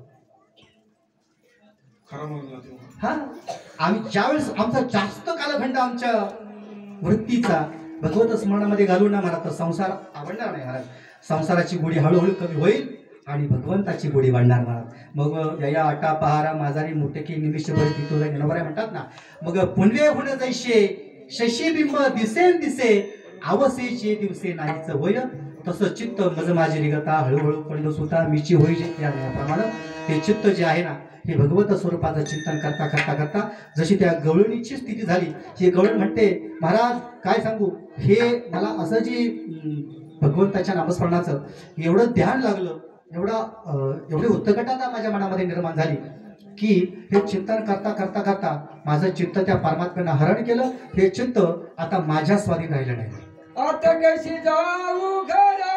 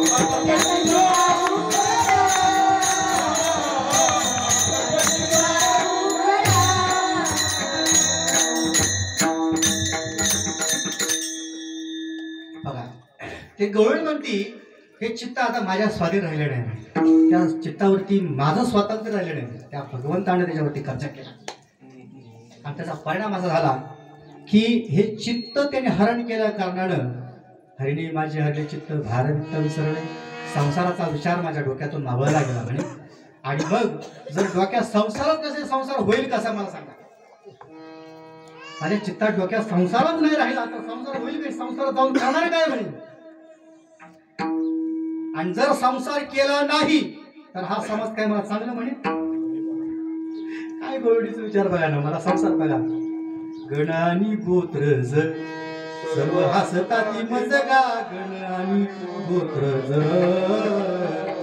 गेले याचे माणूस पण गेले सांगितलेली लाजगा, गेले याचे माणूस पण विनवितो शिंपी नामा संत चरणीचा रजगा, विठोबाचा धर्म जागो याचे चरणी लक्ष लागो, विठोबाचा धर्म जागो. त्याला समा लोक मानितया पिशाचता होत खऱ्या अर्थाने कळत नाही. हा आता कशी जाऊ घरा, बरी घरी कशी जाऊ म्हणे गवळण म्हणते, कशी जाऊ मोरे बरा लोकी. आता माझी जी स्थिती झाली ही सामान्य लोकांना कळणार आहे का माझी स्थिती काय आहे बाबा? कळणार आहे का? नाही.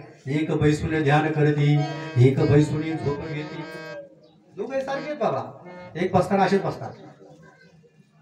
बरेच त्यातले 90% झोपत असतात, हे कळतच नाही आम्हाला. लोक म्हणतात महाराज अशी काय झोप येत नाही, पण ध्यानाला बसल्यावर लय भारी झोप लागते महाराज म्हणतात.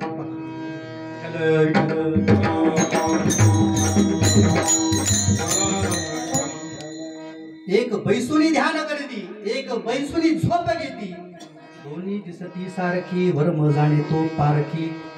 एक तो सहजची आळशी आणि तुझा उन्मनी दशी. आळशी जो आळस असणारा जो आहे, प्रमादामध्ये असणारा तो एखादा व्यक्ती पहा, आणि जो उन्मनी दशेमधला एखादा व्यक्ती पहा. दोघांचे भाव, दोघांच्या मुद्रा, चेहऱ्याचे एक्सप्रेशन सारखेच आहेत मला. दोन्ही दिसती सारखी पै वर्म जाणे तो पारखी. जो त्या कुटीमध्ये गेलेला आहे, ज्याची वृत्ती त्या कक्षेमध्ये पदार्पित झालेली आहे, त्यालाच ती कळणार आहे. म्हणून ती गवळ म्हणते माझी स्थिती तशी झालेली आहे. आता या लोकांना कसं सांगू मी आता मी राहिलेली नाही. प्रभू जब मैं था तब हरी नहीं था. काय गोड आहे बघा ना मला चित्र. प्रभू तब मैं था तब हरी नहीं था, अब हरी है मैं नहीं है. विठ्ठल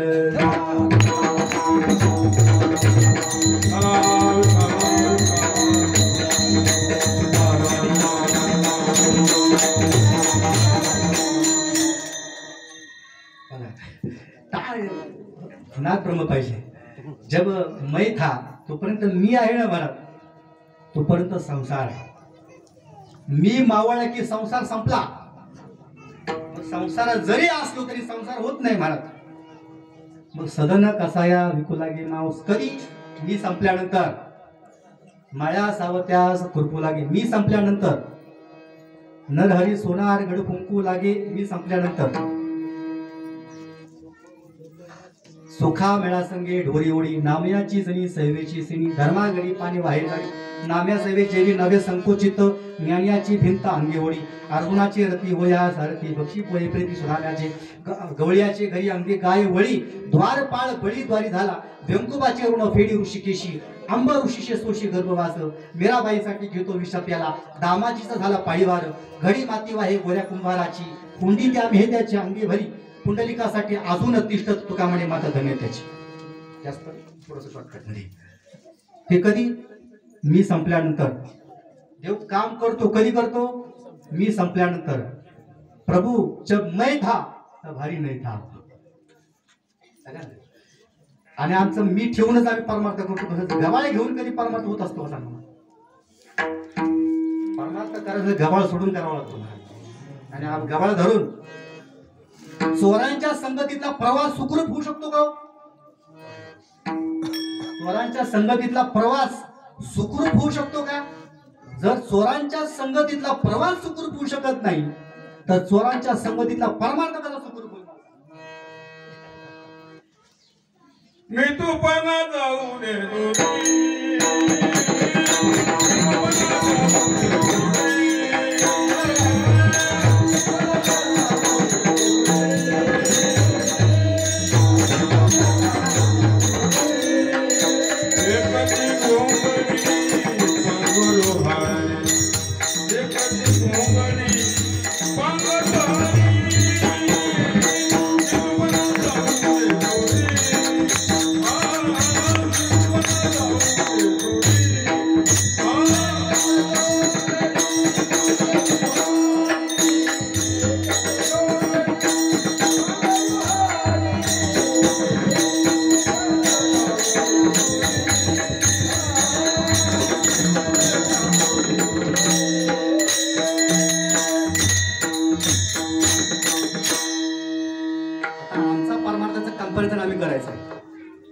बाकीच्याने सांगायची गरज नाही. आम्ही काय करतो हे आपल्यालाच माहिती आहे. कळलं ना? कारण त्या परमात्म्याचा सीसीटीव्ही कॅमेरा फार खतरनाक आहे. अंधारात गेले फोकस मारते, रेझोल्युशन खतरनाक आहे त्याचं. आमचे कॅमेरे फिके पडले त्या समोर. कॅमेऱ्याचे आमच्या मोबाईलचे कॅमेऱ्याचे जे कॅमेरा आहे ना त्याचं रेझोल्युशन फिकं पडत, पण त्याचा रेझोल्युशन खतरनाक आहे. काय करतो हे आपल्या अंतकण वृत्तीला माहीत असतं. घरात वृत्तीपासून कोणी लपला नाही आणि लपणार नाही. जग से चाहे भागले कोई, मन से भाग ना पाए, तोरा मन दर्पण केलाय. परमार्थ हा जगाला सांगण्याकरता नसावा महाराज. आपल्या अंतकण वृत्तीवरती आपल्या अंतकण वृत्तीला घडवण्याकरता असावा. आपल्या वृत्तीचं अधिष्ठान ब्रह्म, वृत्तीला ब्रह्मस्वरूप बनवण्याकरता असावा. परमार्थ कशाकरता असावा? वृत्तीला ब्रह्मस्वरूप करण्याकरता असावा. आणि वृत्ती ब्रह्मस्वरूप झाल्यानंतर वृत्ती वृत्ती राहत नाही महाराज. वृत्ती हे निवृत्ती झाली. मी अंधाळा निराकार मी अंधाळा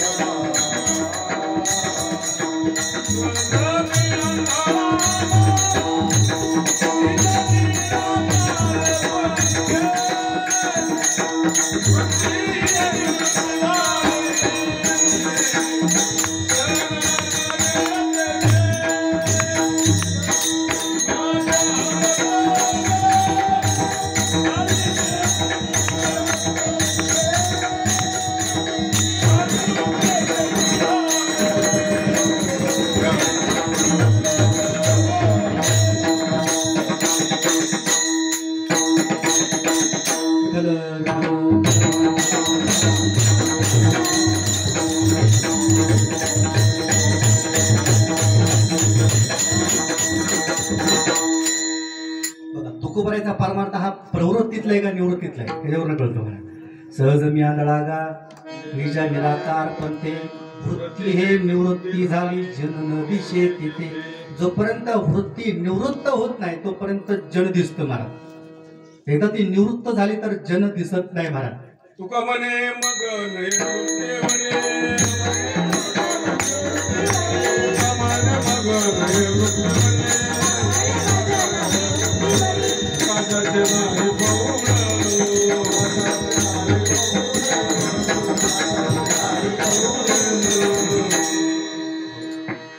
म्हणून त्या गवळणीची अशी स्थिती झाली. ती म्हणते आता कशी जाऊ घरा रे बरा लौकिक. खऱ्या अर्थानं माझी वृत्ती ही भगवत स्वरूपामध्ये इतकी रममाण झालेली आहे. त्याचं चिंतन करता करता करता करता ते तत्स्वरूप झालेले आहे. त्याचं चिंतन करते ती तत्स्वरूप झालेले. राम म्हणता रामची होईजे पदी बैसोनी पदवी घेजे. आईशे सुख वचनी आहे विश्वासे अनुभव पाहे. राम रसाचे चरी आन रस रुचती केवी. तुका चाकून या सांगे ते गवळणीनं आपलं मनोगत व्यक्त केलंय. ते म्हणते आता कशी जाऊ घरा. अशी माझी वृत्ती झाली आणि या वृत्तीचा व्यापक विचार झाल्या कारणानं ती संकुचित. परमार्थ हा संकुचित विचाराचा असतो आणि परमार्थ हा व्यापक विचाराचा असतो. आणि त्यामुळे माझी वृत्ती व्यापक झाल्या कारणानं संकुचित संसार करण्यासाठी ती धजावतच नाहीये. तिची इच्छाच होत नाही. आणि मला लोक काय म्हणतील मग. आता कशी जाऊ घरा लोहे बरा लौकिक. कारण लोक जन तैसा ओक धरिता धरवेना अभक्ता रुचेना संत संग है का नाही. म्हणजे ऐसा हा लौकिक कदा राखवेना पतित पावना देवराया. लग्न करू जाता म्हणती हा मातला न करता झाला म्हणती नपुंसक. घराशी नव जाता म्हणती हा निष्ठुर येता जाता घर बडविले.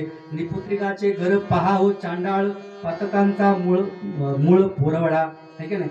जन तैसा ओक धरिता धरवेना आणि अभक्ता रुचेना संत संग. म्हणून बघा समाज कसा आहे. कसंही तुम्ही वागा तुम्हाला नावं ठेवल्याशिवाय राहणार नाही. ते गवळण म्हणते बरं का. त्यामुळे गवळण म्हणते मला हा समाज खऱ्या अर्थानं काही बोलल याच्याशी मला काय तादात्म्य नाही. पण माझा भाव माझ्या अंतःकरणाची स्थिती या समाजाला ओळखू येत नाही. हे दुर्दैव मोठे आहे. मग ती गवळणीचे हे विचार आहेत. म्हणून तुकोबाऱ्या म्हणतात असं वाटतंय ना तुम्हाला. मग तुका म्हणे आता ऐका वचन. बरेच लोक परमार्थ करतात. लोक काय म्हणतील म्हणतात. बरेच लोकांचा परमार्थ लोक काय म्हणतील म्हणून लोकांच्या लाजकाचं करतात. लोक कीर्तन ठेवतात आहे का नाही. काही गोष्टी करतात ते लोकांच्या लाजकाचं. हा नाही पाहिजे. हा समाज कधीही तुम्हाला काय बोल हे सांगता येत नाही. कधी काय करून सांगता येत नाही. म्हणून तुका म्हणे आता ऐका वचन तेजून या जन भक्ती कर. हा विचार महत्वाचा आहे. म्हणून ते गवळण म्हणते आता कशी जाऊ घरा नोहे बरा लौकिक. आणि या भाव अवस्थेमध्ये इतके मी रममाण झाले इतकी रममाण झाले हे चिंतन करता करता प्रत्यक्ष मी स्वतःशीच गप्पा मारते. आणि स्वतःशी गप्पा मारल्यामुळं एक अंतःकरणामध्ये म्हणजे मला खूप उत्साह प्रेम शक्ती संक्रमण हे सहज घडतंय. मी माझ्या आत्मस्वरूपाशी कारण माझं प्रतिबिंब हे भगवत स्वरूपानं प्रकट होत आहे बाहेर. आणि त्याच्याशी मी हितगुत संवाद साधते. आत्मचिंतनाच्या गप्पा गोष्टी मी करते. परंतु ह्या गप्पा गोष्टी ऐकल्यानंतर माझ्या घरातली लोक माझ्यावरती संशय घेत आहेत. अभंगाच्या तिसऱ्या चरणात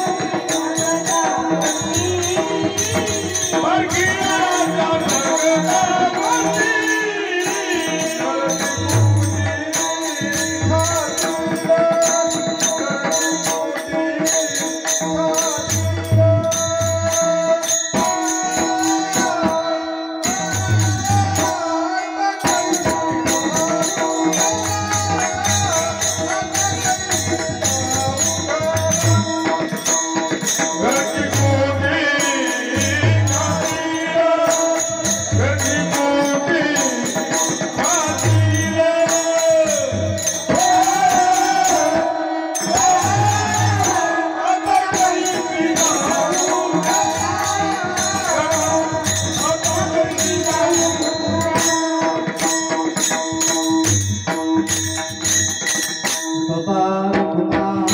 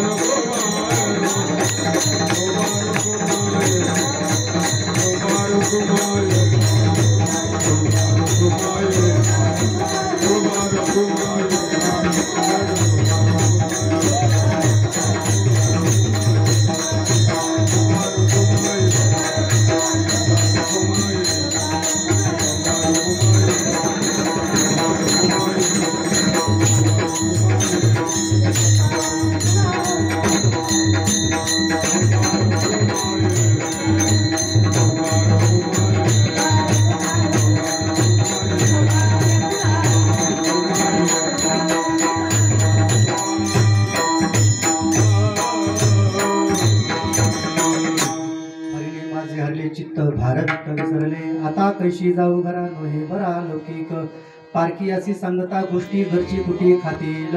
खऱ्या अर्थानं त्या पारखी म्हणजे जो परमात्मा आहे त्या आपलं जो जगतचिंतन करतो तो अधिष्ठान ब्रह्मस्वरूपाचा जो श्रीकृष्ण परमात्मा त्या परमात्म्याचा भाव जगतला जो परमात्मा अंतःकरणामध्ये तो प्रकट होतो आणि प्रकट झाल्यामुळं काय परमात्म्याशी मी गप्पा गोष्टी करते हितगुज चिंतन करते.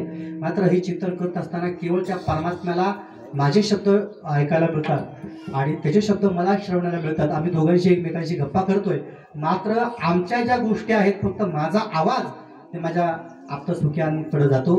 त्यामुळे त्यांना माझ्याविषयी साशंकता निर्माण होते आणि ते मला दूषणं देतात. अशा प्रकारची ती निर्भूत म्हणजे त्यांचा जो अधिकार नाही आहे. आणि तो सांगू का ब्रह्मज्ञानी महापुरुषांचा अधिकार इतका दिव्य असतो हा भल्या भल्यानं समजत नाही मला. लोक म्हणजे कसं वागतात संत हे कळत नाही. कधीच संत महात्मा प्रतितीला येत नाही महाराज. कारण खऱ्या अर्थानं जर पाहिलं गेलं तर तो महात्मा असा आहे की त्यातल्या विधी निषेधाच्या पलीकडे तो पोहोचलेला असतो. विधी निषेध ब्रह्मदेवाच्या सृष्टीला आहे. खुद्द ब्रह्मदेवाला सुद्धा विधी निषेध आहे परंतु सदभक्ताला विधी निषेधाचं बंधन नाही महाराज. विधी निषेधाचं बंधन सदभक्तांना संत साधू संतांना महापुरुषांना नाही आहे महाराज. का कारण ते त्याच्या पलीकडे पोहोचलेलं आहे. आपण नेहमी सांगतो की ज्यावेळेस ज्ञानोबारायांच्या आई वडिलांना म्हणजे विठ्ठलपंत आणि रुक्मिणी मातेंना ज्यावेळेस देहांत प्रायश्चित्त मिळालं त्यांना पुनश्च एकदा गृहस्थाश्रमामध्ये त्यांना अगोदर यावं लागलं. का यावं लागलं? कारण संन्यास आश्रम घेतल्यानंतर गृहस्थाश्रमामध्ये प्रवेश करता येत नाही असा दंडक आहे. परंतु सद्गुरूंचं वचन हे कधीही विधी निषेधाच्या पलीकडचं असतं म्हणा. म्हणून वेदाने जे सांगितले वेद अलीकडे आहे पण संतांची भाषा पलीकडे आहे. बरं का? वेदाच्या रुचा वेदाचे नियम हे अलीकडे आहेत पण संतांचे शब्द हे वेदाच्या पलीकडे आहेत. आणि म्हणून गुरुच्या वचनानुसार विठ्ठलपंतांना पुनश्च एकदा त्यांना ग्रहस्थाश्रमामध्ये यावं लागलं. मला हे म्हणायचं आहे की विधी निषेधाचं बंधन सामान्य लोकांनाही खुद्द ब्रह्मदेवाला आहे पण संतांना नाही आहे. साधू संतांना विधी निषेधाचं बंधन आहे. विधी निषेधाची पाया नाही बंधन ते करीचे वर्तन चिंतनाची विठाल.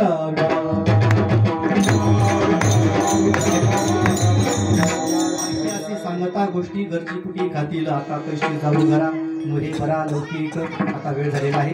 कांदीभार गोटी भूक काय कीर्तनाचे सुख म्हणजे खेळायचे सुख असं ते म्हणतात. हा आणि बघा चिंतन करता करता भरपूर थोडासा वेळ कालखंड होऊन गेला. फक्त एक विचार महत्त्वाचा आहे. फक्त वृत्ती हा विचारच करण्याचा अभंगच वृत्तीचा होता म्हणून वृत्तीवरती थोडंसं बोलण्याचा माझा मनस झाला. खऱ्या अर्थानं जर पाहिलं गेलं तर सर्वस्वज्ञ आहात प्रभू तुम्ही महिषाच्या मूर्ती दुबळा मी अर्चित असे भक्ती ते तर बोल जरी गंगावती स्वीकाराल की. कारण देव झाले अवघे जन दोष गुण हरपले बरवे झाले चित्त झाले महालावे. महालाभ काय आहे? जग न दिसता देव दिसणं हा महालाभ आहे. सृष्टी न दिसता ब्रह्म दिसणं हा महालाभ आहे महाराज. आणि असा लाभ आमच्या अंतःकरणात हे कधी होईल जेव्हा चित्तावरती ब्रह्मसंस्कार होईल तेव्हा.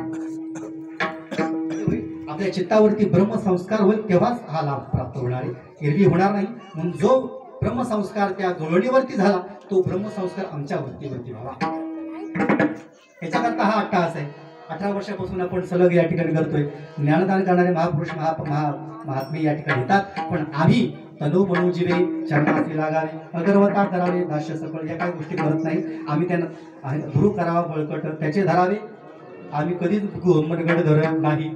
त्यामुळे आम्हाला काही हे प्रतीला येत नाही, काही समजत नाही महाराज. म्हणून आम्हाला जर आमचा जर उद्धार करायचा असेल ना तर आम्ही या गोष्टीचा विचार केला पाहिजे, आम्ही प्रयत्नशील राहणं गरजेचं आहे. आणि म्हणून आजच्या या कार्यक्रमाकरता कोरडवाडीवरून मला याला श्री आमच्या अनिलजी महाराज आवटी असतील, आमचे भागवतजी बाबा बेदरे असतील, आमच्या संजूभाऊ असतील, आलेले सर्वजण सर्व साधक वृंद असतील, ज्ञात अज्ञात सर्वांचीच नावं मला काही लवकर आठवणार नाही, पण थोडं स्मृतीभ्रंश होतो. त्यामुळं आमचे हिरे भाऊ असतील, सर्वच परिचित अपरिचित आमचे वेडेकरी बाबा असतील, प्रत्यक्ष नारद महर्षी आहेत. वा आनंद आहे. आणि आनंद होतो महाराज बघितलं ना, आणि आनंद झाला पाहिजे. साधकाला पाहिजे आनंद झाला पाहिजे का बाबा, झाला पाहिजे ना. आनंद झाला, कधी आनंद होईल, आमची वृत्ती आनंद स्वरूप असं तर आनंद होईल, नाही तर होणार नाही मला. हा तुका म्हणे म्हणजे म्हणतात ना, जसं आपलं अंतकरण आहे, तुका म्हणे शुद्ध नाही जो आपण तया त्रिभुवन अवघे कोटे. म्हणून तुका म्हणे अंगी व्हावे ते आपण मध्ये आपण प्रवेश केल्याशिवाय आम्हाला जगत ब्रह्म दिसणार नाही. मग त्यासाठी तुका चाखून या सांगे, म्हणजे आपण स्वतः आत्म प्रतीती घ्यावी आणि मग ती प्रतीती अनुभवावी, असा एक विचार येतो. म्हणून गवळणीचं जास्त श्रीकृष्ण परमात्म्याचं चरित्र जास्त काही सांगण्याच्या ऐवजी फक्त एक गवळणीचा विचार तुमच्यासमोर थोडासा मांडतो आणि पुढे करतो. भगवान श्रीकृष्ण गोपाल श्रीकृष्ण परमात्मा हा वसुदेवाच्या पोटी जन्माला येतो. कोणाचे तो वसुदेव. वसुदेव म्हणजे भाव आणि यशोदा म्हणजे खऱ्या अर्थानं वात्सल्यता आहे. यशोदा म्हणजे खऱ्या अर्थानं बुद्धी आहे. यशोदा ही सत्व शुद्ध सत्व बुद्धी आहे, शुद्ध सत्वगुण प्रधान असणारी बुद्धी आहे, ज्याची बुद्धी शुद्ध सत्वगुण प्रधान झालेला आहे आणि ज्याचा भाव उत्तुंग ब्रह्म व्यापक झालेला आहे. अशाच्या ठिकाणी परमात्मा प्रगट होतो, कोणाच्या ठिकाणी परमात्मा प्रगट होत नाही. आणि तो मग सलीला कमळापती पायीची बंधने गळती, म्हणजे हा परमात्मा प्रगट झाला, त्याला जर उचलला म्हणजे ते ऊर्ध्वगमन त्याचं केलं, मग आपोआप देहबंधन म्हणजे संध्याहाच्या सुटल्या गाठी केलो बोटी शीतळ, म्हणजे जे काही बंधनं आहेत ती सर्व बंधनं आपोआप गळली जातात. बऱ्याच प्रकारची बंधनं आहेत, जास्त विस्तार करण्याचा योग या ठिकाणी नाहीये आणि करणारही नाही. म्हणून ही समग्र बंधनं गळून जातात आणि मग तो परमात्म्याला वसुदेवानं त्या श्रीकृष्ण परमात्म्याला कुठे नेला, मस्तकावरती नेला. कुठे नेला, कुठे नेला, कुठे ठेवला, मस्तकावरती. आम्ही कुठे ठेवायला पाहिजे, ठेवायला पाहिजे का नाही, आम्ही ठेवत नाही. म्हणून तो ब्रह्मरंध्र म्हणजे मस्तक म्हणजे हे ब्रह्मरंध्र आहे, हे तर ब्रह्मरंध्र आहे कळका. म्हणजे पांडुरंगाच्या मस्तकावरती शिवलिंग आहे म्हणजे महादेव आहे, हे ब्रह्मरंध्र आहे, सहस्त्र चक्र आहे. तिथं आमची वृत्ती, आमच्या वृत्ती ज्यावेळेस चिंतन करता करता करता ही वृत्ती व्यापक पदाला पोहोचते, ब्रह्मपदाला पोहोचते ना, त्यावेळेस ते तिथं जाऊन स्थित होते. मला तिथं जाऊन स्थित होते आणि तिथं तिचं पण मग त्याचा विस्तारीकरण होऊन जातं मला विचारायचं. इथं मस्तक आहे मला, इथं मेंदू आहे, मग आम्हाला जग दिसत नाही अशी प्रतीती येते. आणि मग तो परमात्मा तिथं नेल्यानंतर मग तो गोकुळामध्ये, मग गोकुळ आपण असं कृष्ण गोकुळी जन्मला,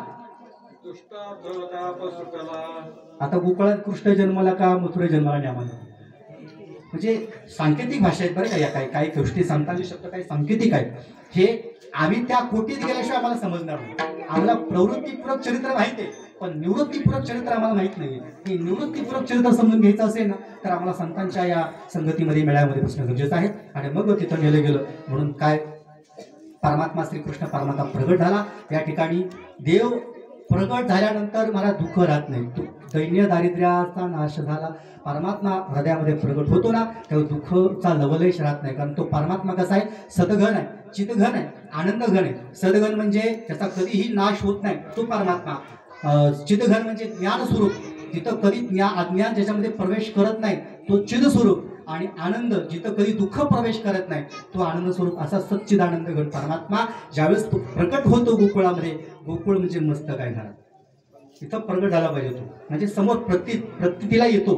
लक्षात घ्या, हा इथं इथं तो प्रगट होतो म्हणजे तो मथुरेत झाला, इथं जन्माला आला मथुरेत झाला, पण तो व्यापक होणं म्हणजे गोकुळामध्ये जाणं गरजेचं आहे. आणि मग तो तिथे गेला. सर्वांना मग आता आता प्रवृत्तीमध्ये आपण थोडासा विचार करूया. मग तिथं आल्यानंतर मग परमात्मा प्रगट झाला. तर वसुदेवानं पुन्हा माया इकडे आणली, मथुरेमध्ये माया आणली, माया हे गेलं, सर्व काही विस्तार झाला. परमात्मा प्रगट झाल्यानंतर सगळ्या गवळणींना आनंद झाला महाराज. हा गवळण संगती, गवळणीला पुत्र झाला, यशोदीला एक धावी एकी पुढे वाटी वाटी सुंठवडे वगैरे वगैरे. मग तो परमात्मा या ठिकाणी आला, दिव्य लीला करू लागला. खऱ्या अर्थानं ती जी गोकुळ आहे, ते जे वृंदावन आहे, काय महाराज तिथली लीला आहे काय ते, त्याला 84 कोस असणारी जी ब्रजधाम भूमी म्हणतात, त्याला ब्रजधाम 84 कोस असणारी जी ब्रजधाम भूमी, त्या भूमीमध्ये परमात्म्याचं चरणाचे रजरेणू आहेत. त्या अनुषंगानं आपण त्या भूमीमध्ये गेल्यानंतर आपल्या अंतःकरणामध्ये भक्तिप्रेमाचा उन्माद संक्रमित व्हावा, हा तो भाव आहे. तिथं जाणं म्हणजे आपण काय तिथं जाऊन नुसतं काय तिथं गप्पा गोष्टी करून किंवा यायचं गरज नाही, पण तिथला उन्माद आपल्या अंतःकरणामध्ये संक्रमित व्हावा, हा त्या संबंधाचा विचार असतो. आणि म्हणून मग सगळ्या गवळणींनी तो आनंद व्यक्त केला. सर्व देव वृंद प्रत्यक्ष भगवान भोलेनाथ आपल्या इष्ट देवता जे असणारे उपास्य देवता ते श्रीकृष्ण परमात्म्याचं दर्शन घेण्याकरता आले. ते आल्यानंतर महाराज यशोदा मैयानं त्यांना दर्शन दिलं नाही. महाराज यशोदा मैयानं महाराज भगवान भोलेनाथांना आपल्या श्रीकृष्ण परमात्म्याचं दर्शन दिलं नाही. आणि दर्शन न दिल्या कारणानं भगवान श्रीकृष्ण परमात्मा आणि भोलेनाथ हे अंतर ज्यावेळेस सूक्ष्म देहाच्या संबंधाने एकत्र येतात आणि म्हणतात तेव्हा काय करायचं, मला तुमची या सगुण देहाची गाठ घेण्याची इच्छा आहे, तुम्हाला आलिंगन देण्याची माझी इच्छा आहे, तुमचं दर्शन घेण्याची माझी इच्छा आहे, पण काय करावं, तुमची ही माया माता म्हणजे मला काही जवळ येऊ देत नाही. म्हणजे ती माझी बुद्धी आहे, म्हणजे ही जी यशोदा माया माता आहे ना, ही जवळ येऊ देणार. मग महाराज सूक्ष्म रूपानं भोलेनाथांनी महाराज भगवान श्रीकृष्ण परमात्म्याला आलिंगन दिलं. व्यापकता, कारण ज्या जे अवतार झाले श्रीकृष्ण परमात्म्याचे, श्री भगवान नारायणाचे, त्या अवताराबरोबर भगवान भोलेनाथ आहेत. आता सगळ्या अवताराबरोबर भोलेनाथांचा अवतार आहे, पण श्रीकृष्ण ज्यावेळेस अवतार झाला त्यावेळेस जी बासरी झाली ना, बासरी महाराज बासरी, ही बासरीच्या रूपानं भगवान भोलेनाथ प्रगट झाले. महाराज अखंड देवाचं सानिध्य हे स्वीकारण्याकरता बासरी म्हणजे ऐकून वेणूचा नाद लागला नामाचा छंद, म्हणजे देवानं हे देवानं बघा रुक्मिणी जास्त जवळ नाही, राधा जास्त जवळ नाही, सगळ्यात जास्त जवळ कोण आहे, उठापर्यंत जी मजल जाते ना ती म्हणजे बासरीची आहे. ती बासरी म्हणजे प्रत्यक्ष भगवान भोलेनाथ बरं का, प्रत्यक्ष भगवान शिव आहे. आणि ही जी बासरी आहे ना, ही बासरी ज्याला ऐकू येते ना, भगवंत त्याच्यावरती कृपा करतात. बघा, बासरी ज्याला ऐकू येते ना त्याच्यावरती परमात्मा कृपा करतात आणि होतेच. मग ती गोपी या भावामध्ये परिणत होते. ज्याला ही बासरी श्रवणाला येते तोच गोपी भावामध्ये रममाण होतो. महाराज संत गुलाब बाबा दृष्टी नव्हती, पण दृष्टी नसतानाही महाराज गोपी भावामध्ये सदैव नांदले. गोपी भावामध्ये, गोपी भाव फार महत्वाचा आहे. गवळणीचा गोपी भाव फार महत्वाचा आहे. या गोपी भावामध्ये नांदले महाराज. परिणाम असा झाला, गोपी भावामध्ये नांदता नांदता नांदता महाराज वस्त्र धारण, कुंकू लावायचे, इतकं महाराज म्हणजे माझं श्रीकृष्ण परमात्मा आणि ती गवळण गोपी म्हणून राहायचे. महाराज ही दिव्यता आहे.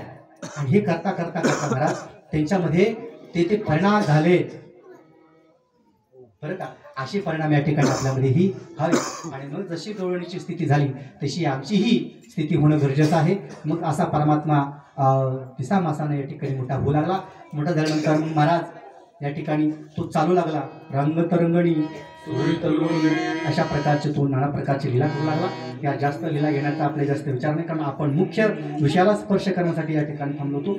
तो विषयाला स्पर्श झाला, वेळेचा अभाव आहे, त्यामुळे जास्त वेळ न घेता डायरेक्ट आपण राणामध्ये जाऊ. मग जाऊ. गाई गोपाळ सवंगडी वना, गाई गोपाळ सवंगडी वना, गाई गोपाळ सवंगडी वना, गाई गोपाळ सवंगडी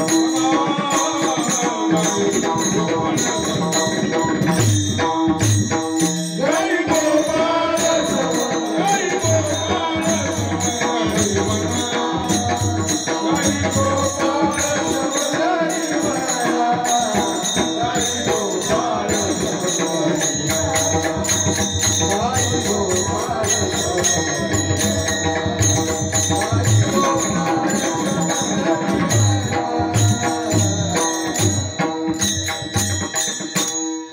गोपाळ सवंगडी वना खऱ्या अर्थानं या रे तुम्ही गाया घेऊन सारे गोपाळ रानात या. तिथं काय करायचं रानामध्ये जाऊन बघा वनात पाहिजे बरं का, वृत्ती वनात गेली पाहिजे. वनामध्ये एकांत मिळतो वृत्तीला आणि एकांतामध्ये जाण्याकरता वनात जायचंय. माणसानं महाराज कधीतरी जावं पंढरपूरला. पंढरीला तर रोज जावं, पंढरपूरला कधीतरी जावं. कळतंय का मी काय म्हणतो? पंढरी वेगळी पंढरपूर वेगळं बरं का. पंढरपूरला कधीतरी जावं, पंढरीला रोज जावं, सतत जावं. हा आणि मग तिथे गेल्यानंतर महाराज मग खांदी भार पोटी भुग प्रत्येक गायी ज्या आहेत भगवंताच्या ज्या प्रत्येक जे गायीचं नावं आहेत, मनेरी वगैरे वगैरे बरेचशी नावं आहेत गायींची. तो परमात्माच्या अधीन असणारी एक गाय महाराज जी कोणाच्या अधीन आहे ती म्हणजे मनेरी गाय. कुठली? मनेरी. मनेरी नावाची जी गाय आहे ना ही फक्त देवाच्या अधीन आहे, तुमच्या माझ्या अधीन आहे. आम्ही इथं बसलोय पण आमचा मनाची पाठी देहगावचा विश्वास धरू नका त्याचा.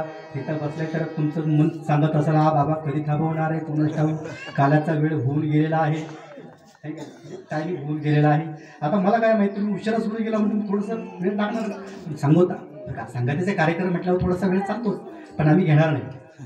गुरुवारी मामासाहेब दांडेकरांचं एक वाक्य आहे बाबा. आता आपण काय कसं आहे आपल्याला फक्त त्यांचं एक वाक्य मी आम्हाला मिळालं म्हणून सांगतो तुम्हाला.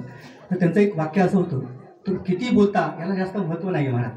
आपण किती बोलतो याला जास्त महत्त्व नाही, पण तुमच्या मोजक्या शब्दामध्ये तुमचा संदेश समाजापर्यंत पोहोचणं इष्ट आहे, गरजेचं आहे. आणि वेळेत म्हणजे वेळेपेक्षा 5 मिनिटं अगोदर तुमचा कार्यक्रम तुम्ही बरोबर संपवला पाहिजे. तुमचा विषय संपवून तुमच्या कार्यक्रमाला विराम दिला पाहिजे. विवेकावरती कीर्तनकार असणं गरजेचं आहे. आमचा विवेकच नष्ट आहे. विवेक फार महत्त्वाचा असते ना. आमचा विवेक नाही. आम्ही बोलतोय पण समोरच्या व्यक्तीचा भाव समजून आम्ही बोलणं गरजेचं आहे. तो भाव फार महत्त्वाचा, हा विवेक गरजेचा असतो महाराज. आणि मग सगळ्या गोप ज्या आहेत जे गोपाळ आहेत काही गोपाळ घेऊन या ठिकाणी चालत आहेत. नाना प्रकारच्या लीला भगवंतांनी केलेल्या आहेत. शिदोऱ्या आपापल्या सोडलेल्या आहेत. देवाने सांगितलं आपापल्या शिदोऱ्या घेऊन या सगळ्यांनी शिदोऱ्या आणलेल्या आहेत. पण जो श्रीरामा श्रीरामा जो होता फार गरीब होता, ब्राह्मणाचा मूल होता. श्रीरामा हा गरीब होता, ब्राह्मणाचा मुलगा होता. पण द्यायला काय नव्हतं. पेंद्या पण गरीब होता, द्यायला काय नव्हतं. मग त्यांनी काय सांगितलं काहीतरी देवाला द्यायचं. माझ्या भगवंताने मला काहीतरी मागितलंय, कधी मागत नाही. आणि खरं सांगू का देवाला आपल्याकडे ते देवाला देणं हा धर्म आहे आणि न देणं हा अधर्म आहे. जे आहे ते आपण देवाला देणं काही असो अर्पण मोही निवेदित भोजन करहु हे देवाला जे आहे ते आपण देणं हे इष्ट आहे, धर्म प्रधानता आहे. आणि मग आम्ही देत नाही म्हणून आम्हाला दुःख काय होतं ते देत नसल्यावर दोष निर्माण होतो. जे भगवंताला आम्ही अर्पण करत नाही त्याच्यामध्ये दोष असतो आणि ईश्वराला अर्पण केले की ते निर्दोष जातात. म्हणून आपण म्हणतो ना अखंड मंडलाकार व्याप्तमीन चराचरम तत्पदम दर्शितमीन ठीक आहे. तसं श्री गुरुवे नमः आपण नेहमी म्हणतो. म्हणून अर्पण बुद्धी महत्वाची आहे. पेंद्यानं काय आणलं मला काय नव्हतं आणायला म्हणून एक शिळ ताक होतं मला. त्या पेंद्याने ताक कोंडामध्ये घेतलं मला देवाला आणायला. देवा कितना कोंडा कर म्हणायचा, कितना असं म्हणायचं दिसतं उकर म्हणायचा. देव म्हणतो काय बाबा बोलतोय सांग मला. आ कर म्हणायचा, आ कर असं करायचं. पोट भरलेलं गंज मारत हातात काय नाही. कसं हातात सांडावं तर खाली सांडून जाईल, हातात घ्यावं तर सांडून जाईल.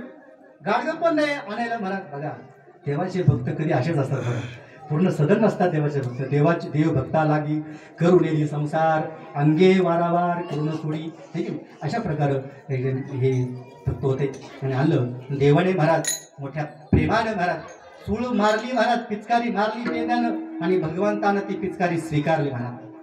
थोर प्रेमाचा भुकेला हाची दुष्काळ तयाला न म्हणे उच्चिष्टा तुवा थोडे तुका म्हणे भक्ती पुढे. आणि म्हणून हे सगळं झालं. सगळेजण जेवायला बसले. सगळं काय झाल्यानंतर भगवंतानं आपली जी शिदोरी आहे बघा, आमची तुमची माझी शिदोरी आहे ना ही रजोगुण तमोगुण सत्वगुण प्रधानाची आहे. आणि भगवंताची शिदोरी ही शुद्ध सत्वगुणाची आहे. शुद्ध सत्वगुणाची देवाची शिदोरी आहे. तिथं कुठल्याही प्रकारचा विकारांना प्रवेश नाही, कशालाही प्रवेश तिथं नाही. अशा कृतीमध्ये आम्ही जावं. आणि मग सगळ्यांनी लाह्या काढल्या, सगळ्यांनी खाल्लं. भगवंतांनी ती सर्वांना तृप्त केलं खऱ्या अर्थानं. आणि सांगितलं आपल्या हात केळीला पुसा म्हणे. आतमध्ये नेऊ नका, कुठं म्हणजे चंद्रभागेत म्हणजे जमुनेमध्ये धुवू नका. का? कारण काल्याची या आसे देव जळी झाले मासे, आणि म्हणून ते करू नका. ती गवळण महाराज तशी तिची स्थिती झाली होती. म्हणजे त्या गोपाळांची वृत्ती म्हणजे गवळण सुद्धा त्या खोटीमध्ये गेलेलं आहे. आणि ते तुकोबराया शेवटच्या चरणामध्ये असं म्हणतात काय, तुका मन निवंत राही, पाहिलं तुका मन निवंत राही,